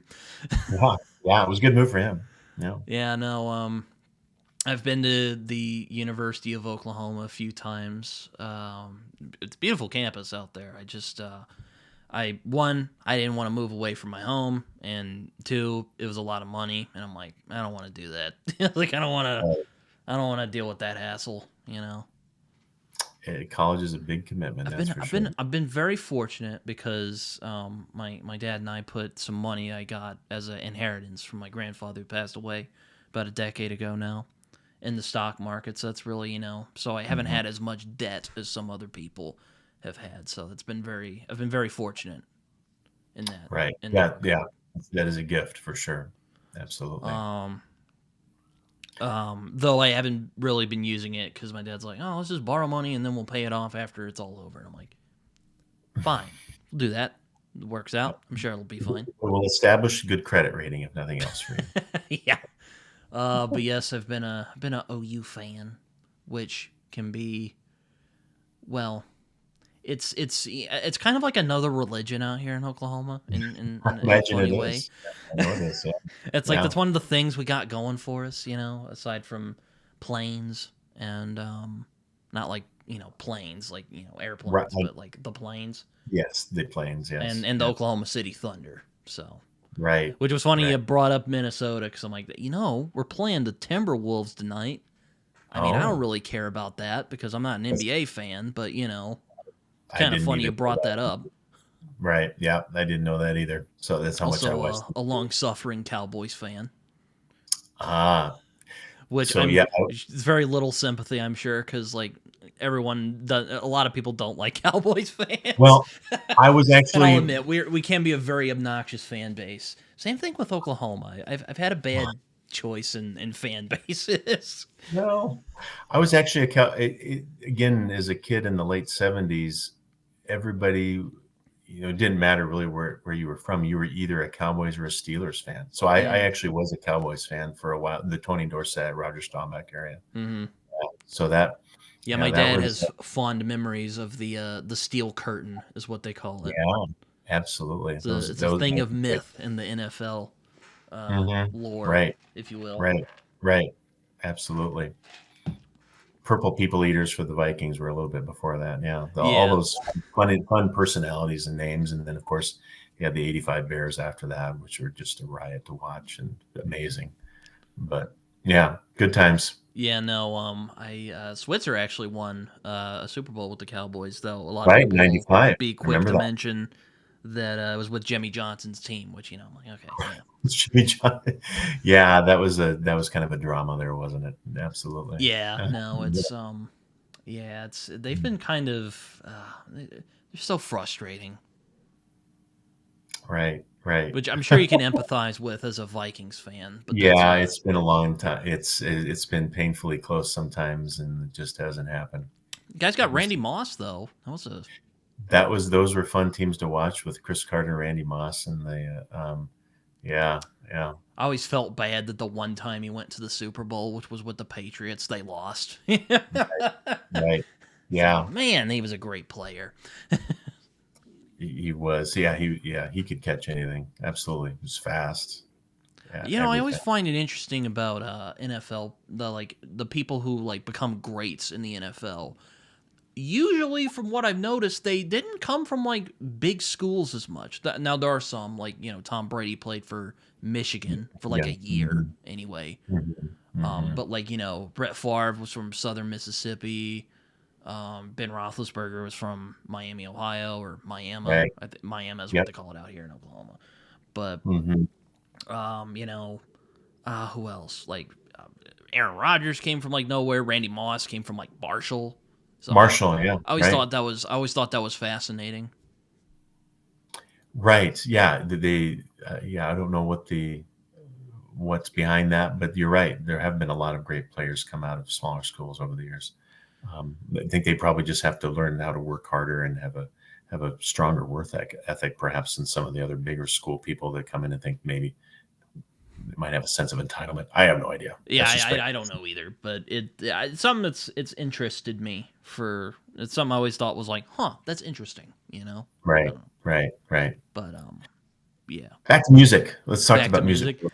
Yeah. Um, So, how does Pink Floyd explain? So, I mean, my kids know who Pink Floyd is because I've told them about Pink Floyd. But how did you um, learn about Pink Floyd? my dad, who I wouldn't expect he would like this, but he really loved The Wall. He still loves The Wall. Mm, He's still with us, mm, but he loves The Wall. Like, he's like, we need to watch the movie at some point because I haven't actually seen it. I know of it, but I've mm. not seen it.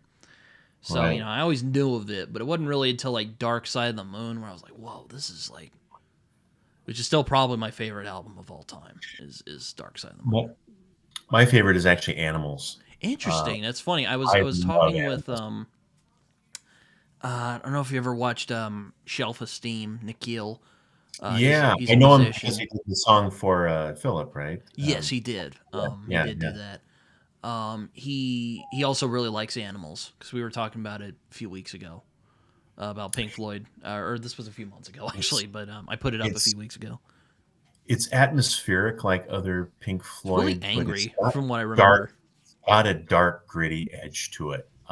It's really it's, there's a political aspects of it. There's real critiques of the world, of the society and world going on there. But it's just the music is just beautiful, Oh and it's yes, a classic example of how Pink Floyd could be. That it was definitely not a commercial album because all the songs on it are like 17 minutes long. yeah. They're like moving. They're like symphonies. There's different movements in them, Mm-hmm. quest towards something. Mm-hmm. But it was really, I thought was Pink Floyd at the Wish You Were Here and Animals, I think, are 75, 77 are at their best. I did not see them until I saw them in the final tour in '94, Mm. Division Bell at what then was called Cyclone Stadium in Ames. Now it's Jack Trice Stadium. And that was just, it's still probably one of my favorite concerts to this day. I wouldn't say Pink Floyd is my favorite band necessarily, but that was certainly a favorite concert of mine. Just amazing. The For that time 30 years ago, just the visuals I also have a soft spot for "Wish You Were Here." I think it's a really good album as well, and "The Wall." Even though I think it does go on a little too long, in my opinion, but there Right. might be some people who disagree on that. Yeah, I think that there's I mean, Comfortably Numb is one, just one of the best ever. But hmm the song, but there's some songs that are probably, yeah, you could do without on a replay. Yeah, I Um, mean it's like a rock opera basically. So, right, right. So, what else do you like from? Is that what you like oh, I from mean, that era, or do you like other things? I mean, I go all over the place. Like though my big three genres are like progressive rock, so like Pink Floyd, Rush, Right. Genesis, or early Genesis anyway. Peter Gabriel, Genesis, Yeah. Yes. My first rock concert was Yes, actually, in 1987. I do like Yes, but I haven't like found an album that like spoke to me, like something like Selling England by the Pound from Hmm. Genesis, which is my favorite of their albums. I think that one is Oh, that's a great one. Yeah, I would say underrated, man. Foxtrot for me, but yeah, Selling England is a wonderful album. Also very English, kind of again coming back to that. Can you tell me where my country Yeah, lies? Said the uniform to however that yeah, song goes. Yeah, it's yeah. very Peter Gabriel. If you've seen videos of that, he had He the was all decked out. Yeah, decked out in the Union Jack and the Roman yeah. uniform. Yeah, I like hip hop quite a bit. I don't know how familiar you are with that, but old school, not so much new school. One of the first concerts I saw too was back in '88 in Omaha. It was Run DMC, Public Enemy, and DJ Jazzy Jeff and the Fresh Prince, oh, aka Will Smith before he was famous. Will they had just released their first album, and so uh, I actually listened to Will Smith rapping a few years ago. I'm like, wow, yeah, this guy's oh, good. yeah, that was And then his. it's like, oh yeah, he was a rapper first before he decided Fresh Prince. acting. Yeah, the Fresh Prince. So it was pretty wild because Run DMC was the popular ones at that point. But so when I Public haven't listened Enemy to came out Public on the Enemy opening, I though. was like, wow, that's pretty intense. It's a big miss for me. That and I also really like jazz quite a bit. I have a very deep Yeah, fondness for jazz. great. Yeah, Like yeah, Miles Davis, I think he on Coltrane and that kind of thing. Yeah, Coltrane's really interesting too from like a spiritual perspective. I mean, I've listened to like some of his like real out there like spiritual stuff. Like there was one I listened to called Om, and I was like, I don't get this, but this is really, you know, that's more like riffing off of like I think Hinduism. He was an interesting man, John Coltrane. yeah. I don't know. I mean, I know some of his music. I don't know that much about him personally. Yeah, Yeah, interesting. though. There's back just kind of in that era of '70s. What I also like is there was an era of fusion jazz, which of course was rock, but mixed, kind of a progressive jazz rock mix. Mhm, And you had Jeff Beck had a couple of albums that were fusion. You had Billy Cobham, mhm. um, and various guys that were doing that at that point. I do enjoy going back and listening to those sometimes because I think it was an era where they were experimenting with a lot of different things, and I miss that. But I was in high school in the '80s, but I had older brothers that grew up in the '70s, so I always gravitated back toward the '70s. So Mhm. so Led Zeppelin has probably been my favorite band for Oh since I yeah, was a kid. I do like Um, Zeppelin. It took me a long time, but I finally listened to like Led Zeppelin too. I'm like, okay, I get it. I there see it. you go. I've seen the Yeah. light. So, so yeah, I actually the like Led Zeppelin. Zeppelin 2 more than Led Zeppelin 4. That might be Oh wow. blasphemous for some people. Okay. Okay. Well, no, I could see. I mean, that wouldn't be my opinion, but I could see that. Physical Graffiti, I think, is also great. I mean, I think they're all great, but um, yeah, good stuff. Good stuff for sure. Um, yeah, I think I've seen. I'm too young to have seen like it didn't. Led Zeppelin's last North American tour was the summer of 1977. Well, that was the summer I turned 7 years old. So I did not. I did see Star Wars. Did not see Led Zeppelin. But I have seen Robert Plant and Jimmy Page several times. So at least I've seen something like Led Zeppelin on tour. Um, just kind of a variety of. So most of the bands of that era, I've either at least that I really like, at least I've either seen the band itself or some members from that band. Like, for example, I've seen Peter Gabriel and then Phil Collins, Steve Hackett. I never saw Genesis per se, but I saw those members of Genesis. Yeah, my parents saw Phil Collins with my grandmother, and they said it's one of their favorite concerts. They reminisce on it fondly. Though it was Nice. Phil Collins in his solo career, if I recall correctly. Very Right. likely. Well, yeah, different, definitely more pop than Selling England by the Pound for sure. Oh, for sure. I mean, but man, he was an animal on drums. Like, He was amazing. Yeah. He absolutely was amazing on drums. Yeah. Yeah. What's another another one of my favorite albums? Which I mean, I wouldn't say I'm the biggest funk fan in the world, but I love Maggot Brain for whatever reason. I don't know. I think maybe I've heard of them, but I don't know much about them. Yeah, I remember I played it for my mom once, and she's like, "What is this? Like Maggot Brain?" Ugh. And I'm just like, I don't know. I can't. Yeah. I can't explain it. Right. It's kind of like Dark Side in that way. It's like you can't explain it. Like you gotta experience it. Absolutely. Yeah. With that you got to have the headphones on. Yeah. With a set of headphones and Dark Side is another experience. That's for sure. Also, I watched. I saw Pink Floyd in '94, and I saw Roger Waters in about 2007 do all of Dark Side, and that was a pretty cool because he had all the quadraphonic sound in the arena. And I've seen cover bands of Pink Floyd. Pretty intense.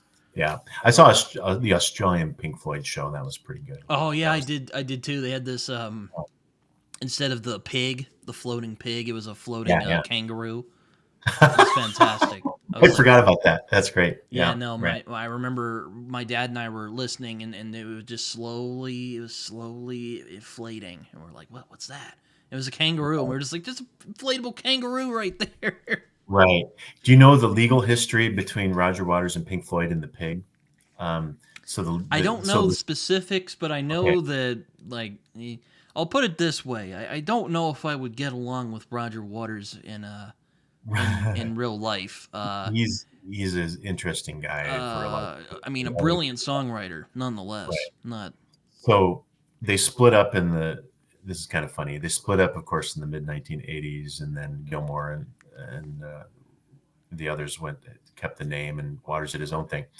Waters believed he had the trademark to the floating pig, which was a sow. It was a girl pig in the Animals tour and the Wall tour.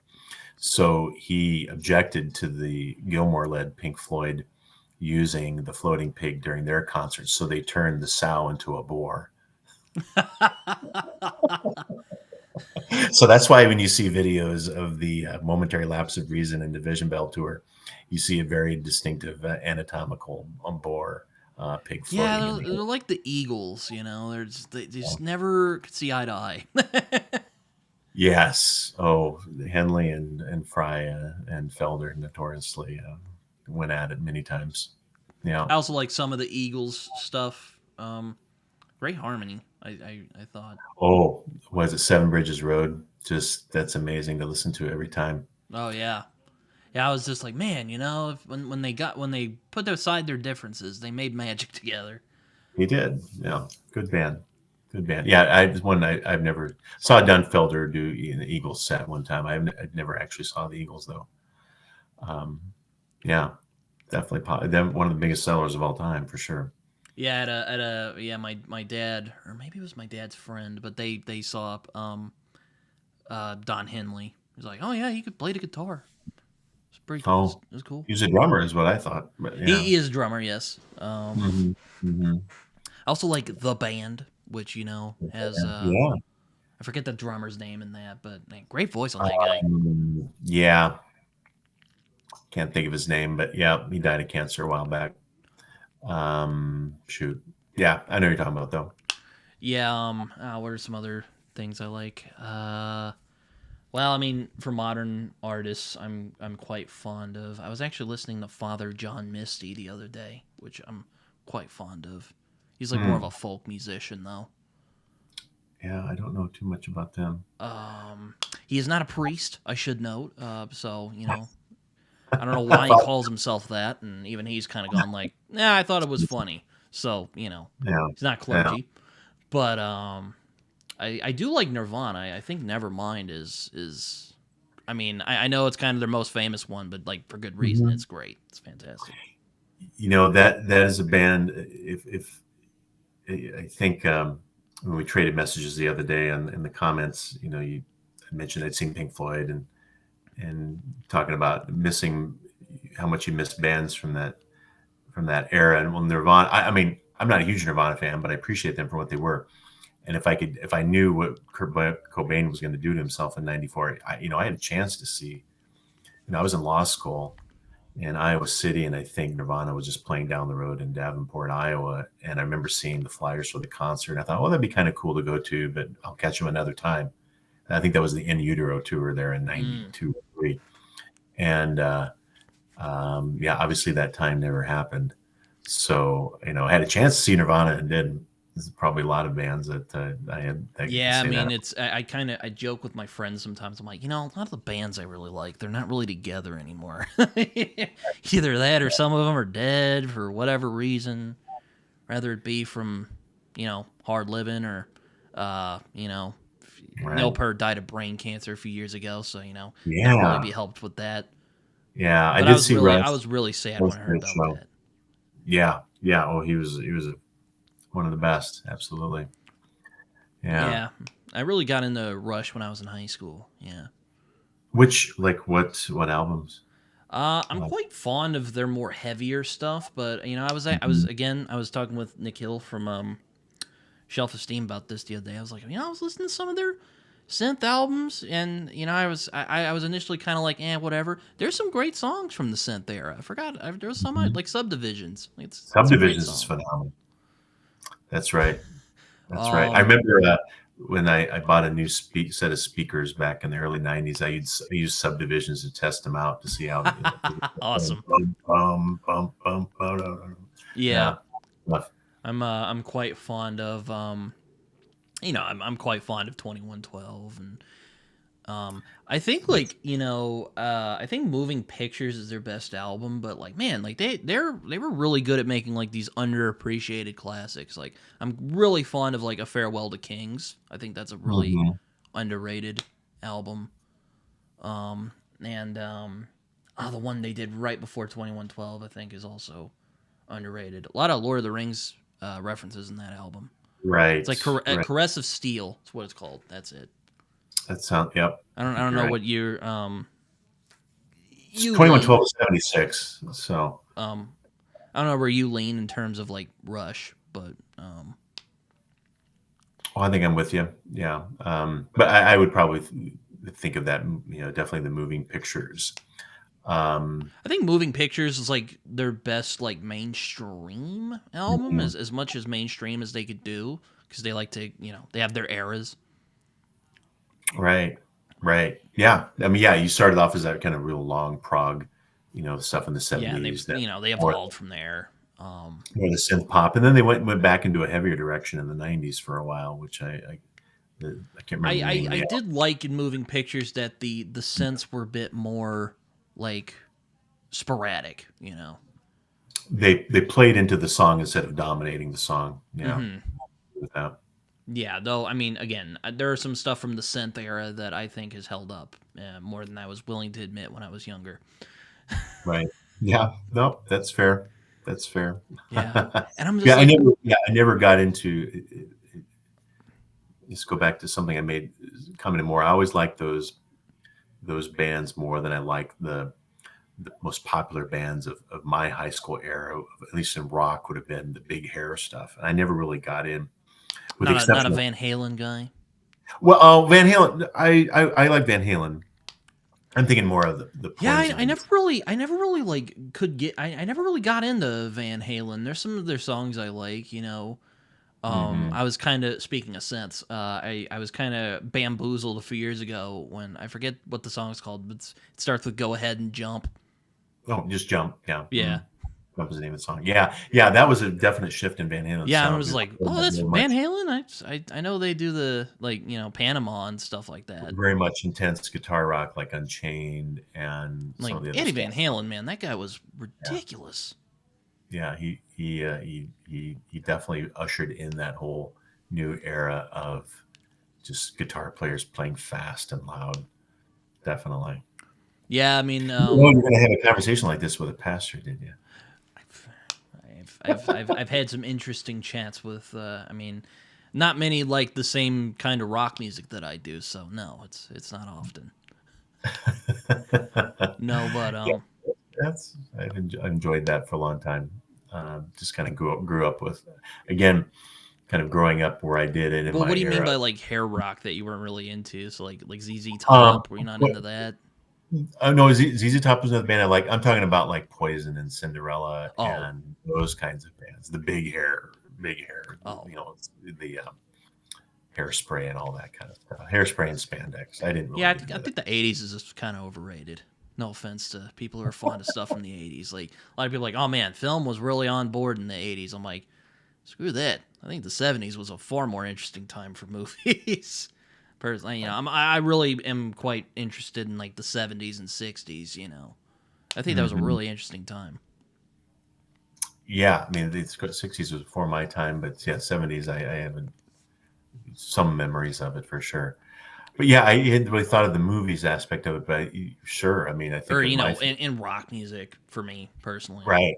Yeah, movies for sure. I think of some like The Exorcist and Apocalypse Now. I mean, of course, those are '70s movies, and even Yeah, like I love the movie Aliens, but of course, that's a sequel to Alien from '79. So that Star Wars, of course, straddles both decades. So yeah, I not to would say the probably '80s did not have great stuff. I mean, we got Back to mhm, the Future mhm. and Right, but definitely a different vibe. what music was in the '80s. I mean, Rush was in the '80s. But they started in the '70s, so I kind Right, of right, right. No, '80s was much more of the movement towards the synth pop and that kind of, or in I the do like rock some side. Metallica, even though I'm not like the biggest like metal fan.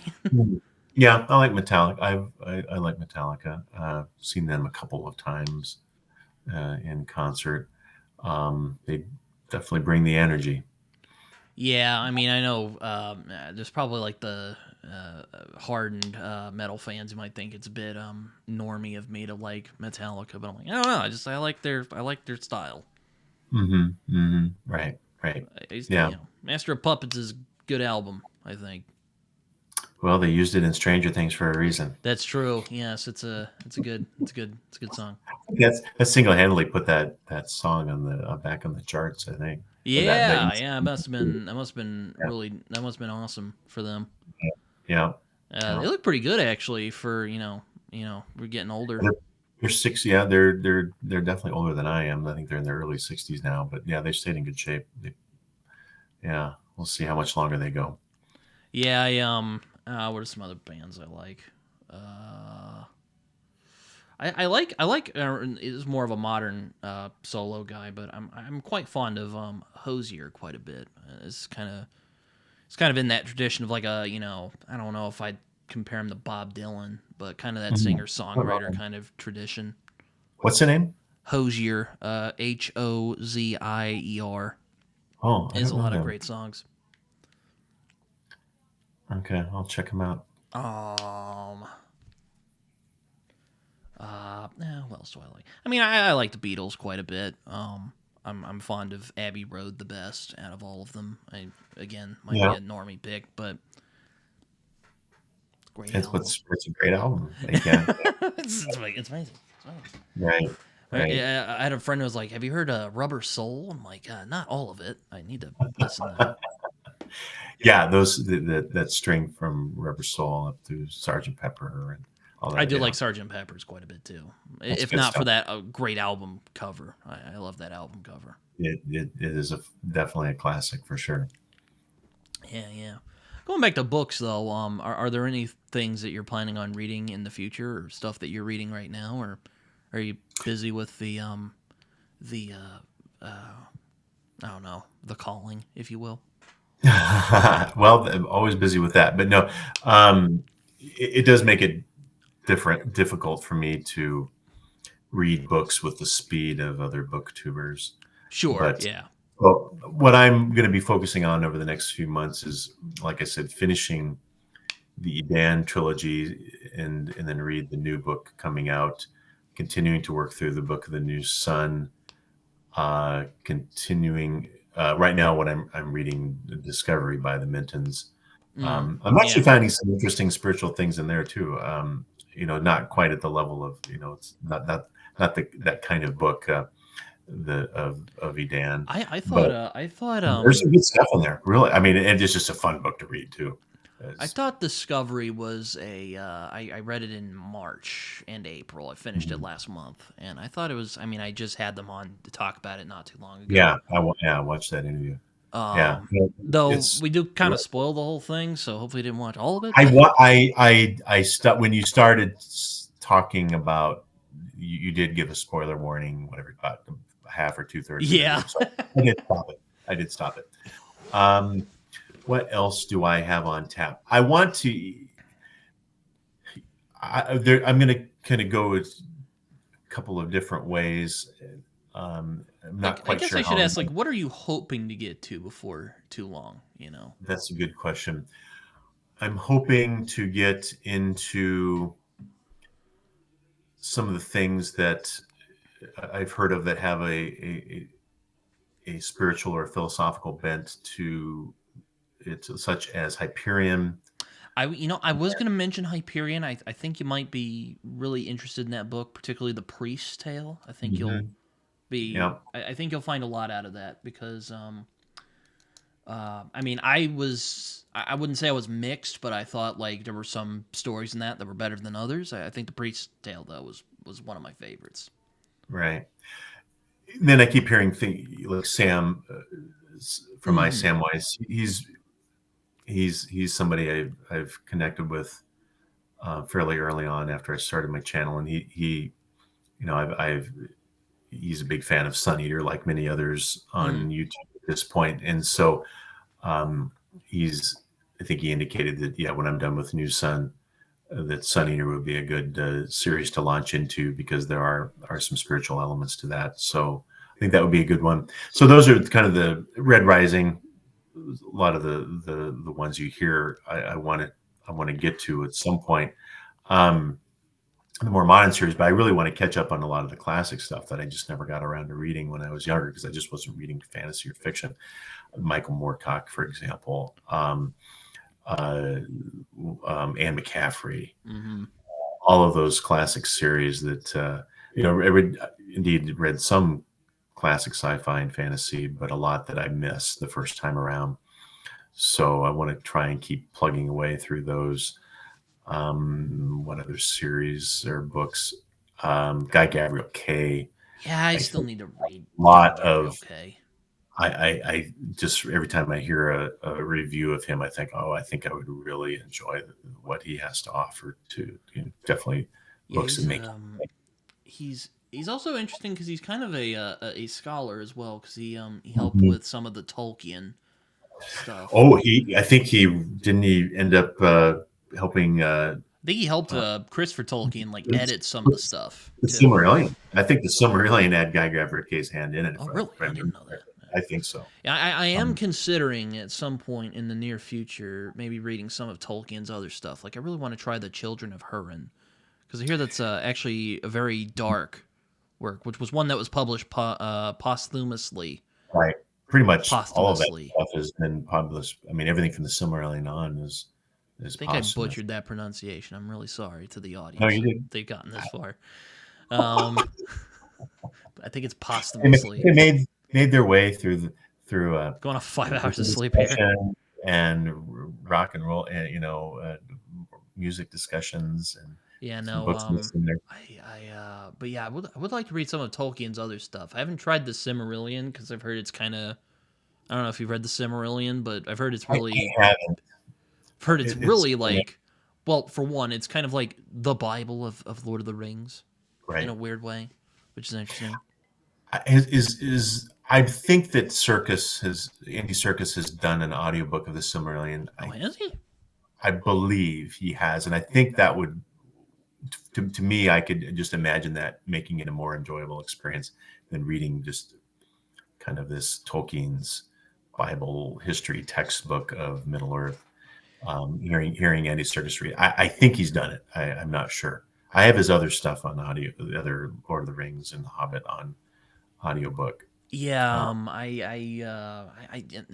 want to reread the Lord of the Rings at some point, see how it holds up. I do remember thinking the Hobbit is probably the best story out of all of them because it's very like straightforward. Lord of the Rings does have is a great story too, but there is a little bit there is a bit of an indulgence on Tolkien's side, I think. It's A bit. Tom Bombadil. Anybody? Yeah. It's an epic saga. Hey! I like Tom Bombadil. No slander about Tom Bombadil. No, I think it's an enjoyable little. What's the word I'm looking for? I do think it's fascinating that like the ring doesn't affect him. Yeah. I do think that it was a good choice for Peter Jackson to not have Tom Bombadil. Yeah, it might have distracted. That would have been too much. That might have detracted a bit. Though he is in Rings of Power, apparently. I only watched 2 episodes before I dipped. I have not watched. I have steered clear of a lot of that stuff. Did a watch with AP Canavan. I'm like, God bless you both. You two are much tougher men than I am because I just couldn't do it. Right. Just you mentioned him. I just want to shout out to AP, and I hope he comes back because literally, I think the best of BookTube. Anytime Philip Chase and AP are together, I so enjoyed their analysis, and I think if I hope to only slightly emulate what they did, and somehow doing these deep dives into the meaning of books, and I hope he comes back to BookTube someday. But I understand why. It sounds like he got another job. Yes, he moved to Florida when I talked to him on the show, and I'm like, oh, that's interesting. He's like, yeah, I got married. I'm like, oh, that's cool. Oh, okay. Oh, interesting. So, yeah, good stuff. He's a really fascinating guy. I think he also doesn't he also have a law background? I think at one point in time, I think I heard him he's got a law degree. I could be wrong. I have no idea. I know the Library Ladder is a lawyer though. Bridger. He is? I didn't know that. Yeah. I don't know if you've watched his channel, but he's also. I've watched. I watched his stuff really. Because I think he did one of the first Guy Gardner Cave videos I watched. That I thought, I need to connect with him. If I may. 2 lawyers talking trade. Not only 2 lawyers, but I think I may have the lowest. If I may have an even lower voice than the Library Ladder, but I don't know. That'll be interesting to see. But yeah, no, he's I had him a while back. He's a good dude. Yeah. Oh, I didn't know that. He's read. My problem is, like I said, since I took such a long break from reading a whole lot of fiction, just every time I watch one of his videos, I'm like, oh yeah, he's read like. Probably thousands. He's read everything. Probably not everything, but he's read a lot. It sure seems like it. So what I think, kind of going back to one of your earlier comments about what I hope to do in my channel, and what I've been trying to do so far, and what I hope to continue doing, is really apply not only just my pastoral training and my education and theology to the books I read, but really my legal training, because it's what we're really trained to do, is just do these really deep, into the meaning of words and text, and really kind of pick them apart and figure out what's going on. And so I think I'm hoping to bring some of that to what I'm doing on the channel too. So obviously I just want to read for fun. That's why I read stuff that's fun, but that's why I think when I'm reading, not just talking about like big theology books or whatever. I don't know. Right. As much as I think at some point I would like on the channel to do periodic reading updates of what theology I'm reading, what history I'm reading, what other stuff I'm reading. But I've kind of thrown my lot in with SFF community, and that's which is great because it's really what I want to be reading for fun right now anyway. So Yeah, it's what am I hoping to read? Well, I'm hoping to read well, like I said, next month is going to be westerns predominantly. So, mhm. I'm reading a lot of like very British books. So, yeah, I'm going full Yankee land next month. That's playing both ends there. um yeah, so that should be fun. There's also some other books I'm hoping to get to. What have I not read yet? That's on my hoping to Yeah. read Pale Fire by Vladimir Nabokov, who Mm. wrote one of my favorite books, Lolita. I'm actually, hopefully on Friday, as of the recording of this, I'm going to put up my top 20 favorite books of all time. So, really looking Oh, forward to making that video. forward to that. What? Yeah, I'll look forward to that. Absolutely.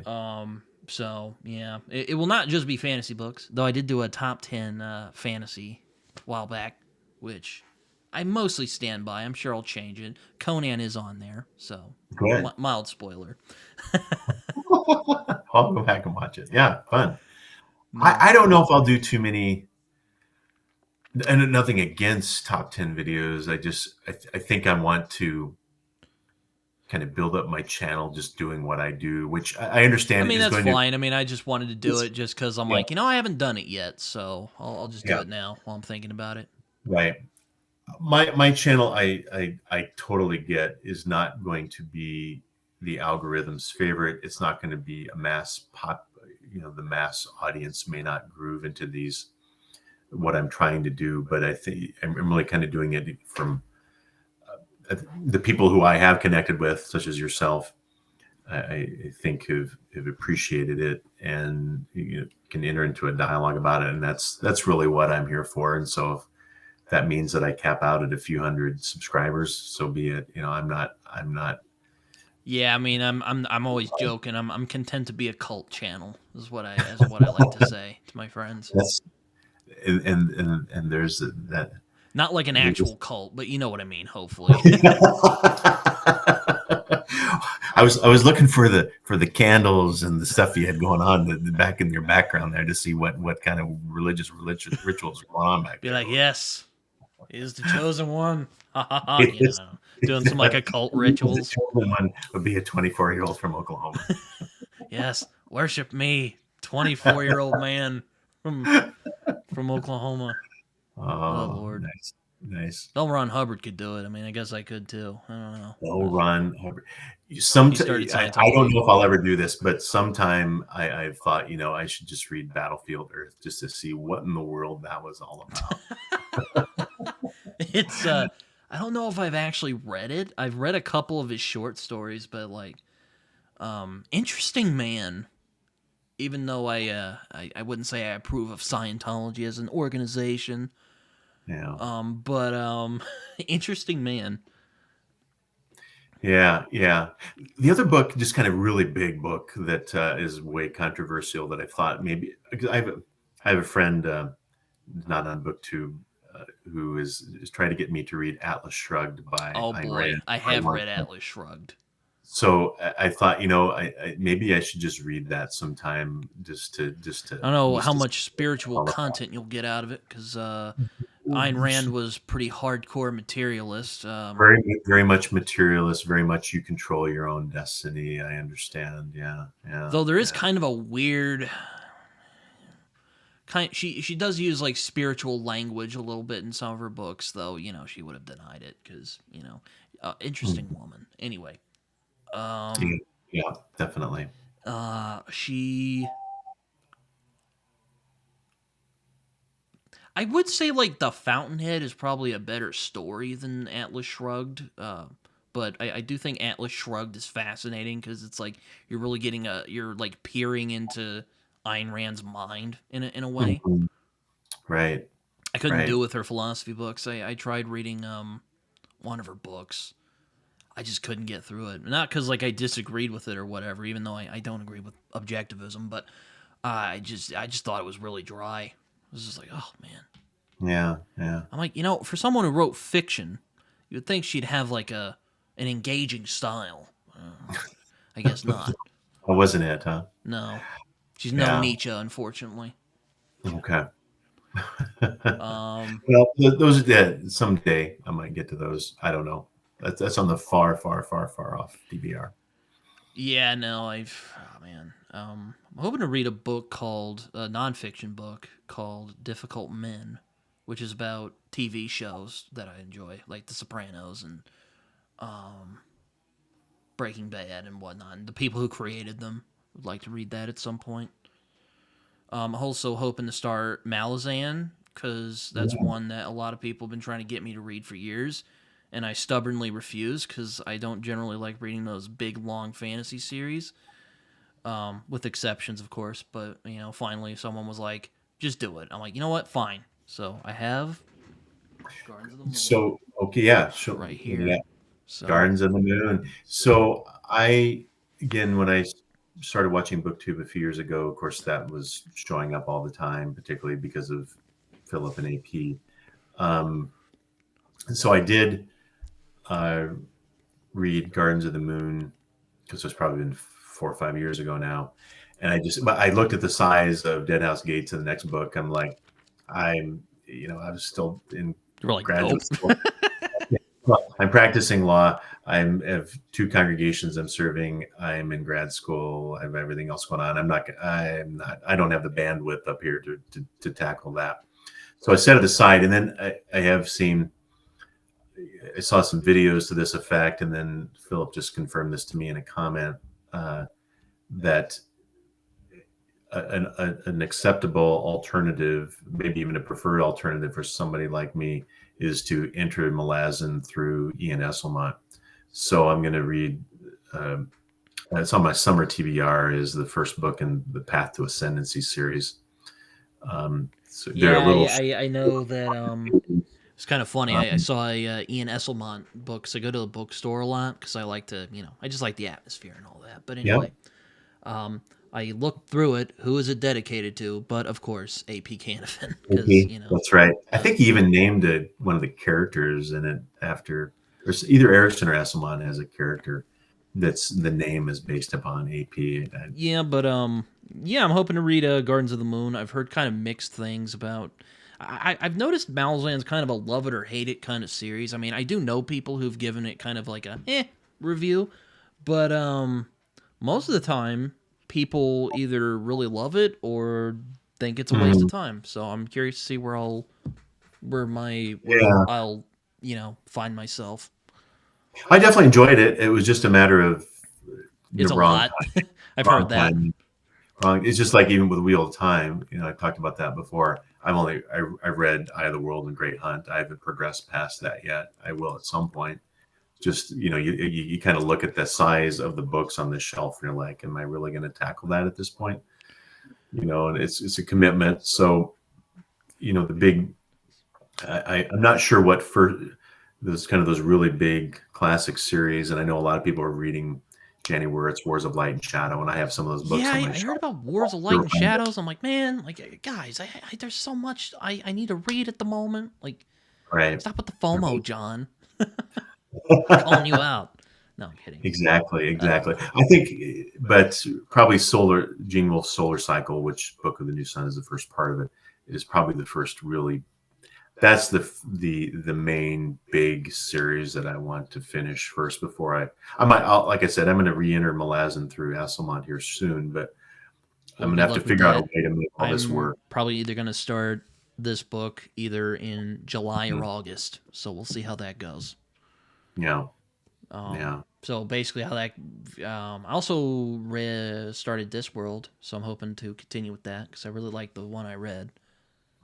That's Yeah. I keep hearing about that. I haven't read any of it. I think that might be a good Yeah, it's kind of palette. like you were saying. I'm a very unconventional booktuber. Like, I haven't read Malazan or Malzan. I call it Malzan. I Yeah, don't yeah. think Erickson doesn't really care what you'd call it. Pronunciation, Yeah, sure. Yeah, yeah, pronunciation. yeah. From what I've heard anyway. So, I think you're right. but yeah, I'm curious. I'm curious to see where I'll land. Um, I was really interested in it because it's not as impacted by the Tolkien model, if you will. He's more inspired by Right. people like Robert E. Howard and Fritz Leiber and Right. More kind. mhm. Mm-hmm. Though he said he hasn't heard of Elric, though I heard there's like an Elric stand-in Oh, in really? this. So Oh, I thought. though Oh, I I think Esselmont thought that likes was- Moorcock. So Oh, okay, got it. Okay, okay. I I've thought heard. somewhere along the line on a last I should video. note I don't know either of these men. This should not be put in the court of law. This should not be Fair enough. used in the court of law as evidence. Right, right. Yeah, I'm really fascinated to see what like a fantasy series. Well, okay, I guess there is like there's Elric, because Moorcock is very infamously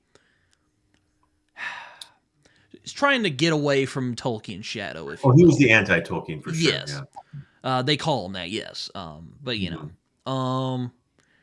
and I mean Erickson is not as like critical of Tolkien, but I am interested to see like what a non-Tolkien inspired fantasy might look like. Though, Elric is some of Moorcock stuff is an interesting take on that.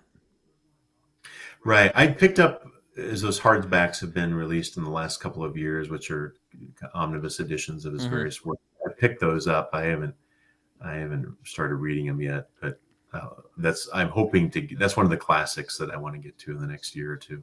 They're a lot of fun. I mean, if you like Conan, I mean, it's kind of a deconstruction of that kind of Conan like character. It's basically the inverted, Conan's this kind of strong, burly, clever guy, and Right. Elric is this kind of sad sack, confused, sickly albino guy who has a big Right. giant sword. Right. To tie it back to pop music for a minute, David Bowie in the mid '70s, Yes, yeah, yeah. definitely adopting an Elric type of look to Yeah, him. yeah, that's yeah. I mean, Bowie's interesting. I there's some of his songs I like Heroes is like one of my like pick me up songs. When I'm feeling like bad. Guitar player on that was Robert Fripp of King Crimson, by the way, another classic. Really? Oh, I didn't know that. Yeah, check out King Crimson if you don't know much about him. He's They're one of those guys phenomenal. like I've never really been able to like get into like his like albums, but like there are certain songs I like. I like his weirdness. Like Mhm. one of my favorite movies is The Man Who Fell to Earth. Like that's a really weird, fascinating movie. Yeah, yeah. And we're like, oh, we get to see him act. That's interesting. But yeah, no. Right. I So anyway, sorry for that digression, but I just wanted to point that out with the yeah, like connection. That Hawkwind is inspired a lot by Moorcock's a rock fan, so there you go. But also, there's right. a lot of rock bands that have been influenced by fantasy, which that's an interesting subject. Well, absolutely, absolutely. But yeah, no, yeah. Well, I mean, I don't want to keep you for too much longer. I am getting hungry, so I'm probably gonna make some dinner. But Jay, thank you for giving some of your time to hang out with me for a little while and talk about all this cool stuff that we Thank like. you. As I mentioned at the beginning, it is a joy to actually talk to somebody on BookTube and not to just interact through typing at one another. So you'll always go down as the first person That is I've talked cool. to. Oh, you are at Britton. You are the man. Woo! Yeah, I feel very pleased with myself. Whatever blessings I might be able to impart through you, Well, which thank you. I really are appreciate needed, that. I will do that. As I like to do before the end of this, though, I do know that you were, as you were saying, an old man earlier, so you might not have as much social media. But if you want to share your social media, feel free to share, as I like to do. Okay. Well, the main, I mean, that's connected to just BookTube would be my X account, which is RevJden, RevJaydenne. Follow me on X, the social media platform formerly known as Twitter. I still call it Twitter. I think X Yeah. is a stupid name. Yeah. Yeah. I am on Facebook, but it's kind of just once in a while I post a family picture type of a thing. I'm not really doing any BookTube Well, I activity. don't want you to dox yourself now, so you don't have to worry about the Facebook. I've already doxed myself by, with my X handle being my name, and Oh, okay. Well, never you can mind. find you can find me pretty easily out there on the internet these days. So I'm if the kind I just hope to never say something in a video that some of my congregation might find offensive, but I've remained so far, hopefully okay. They don't know. They don't know about it yet anyway. Fair enough. But yeah, no, thanks for coming on. We should do this again at some point. I would love that. Thank you. All right, well, take care, and until next time, hopefully everyone Thanks, enjoyed. Chris. Until next.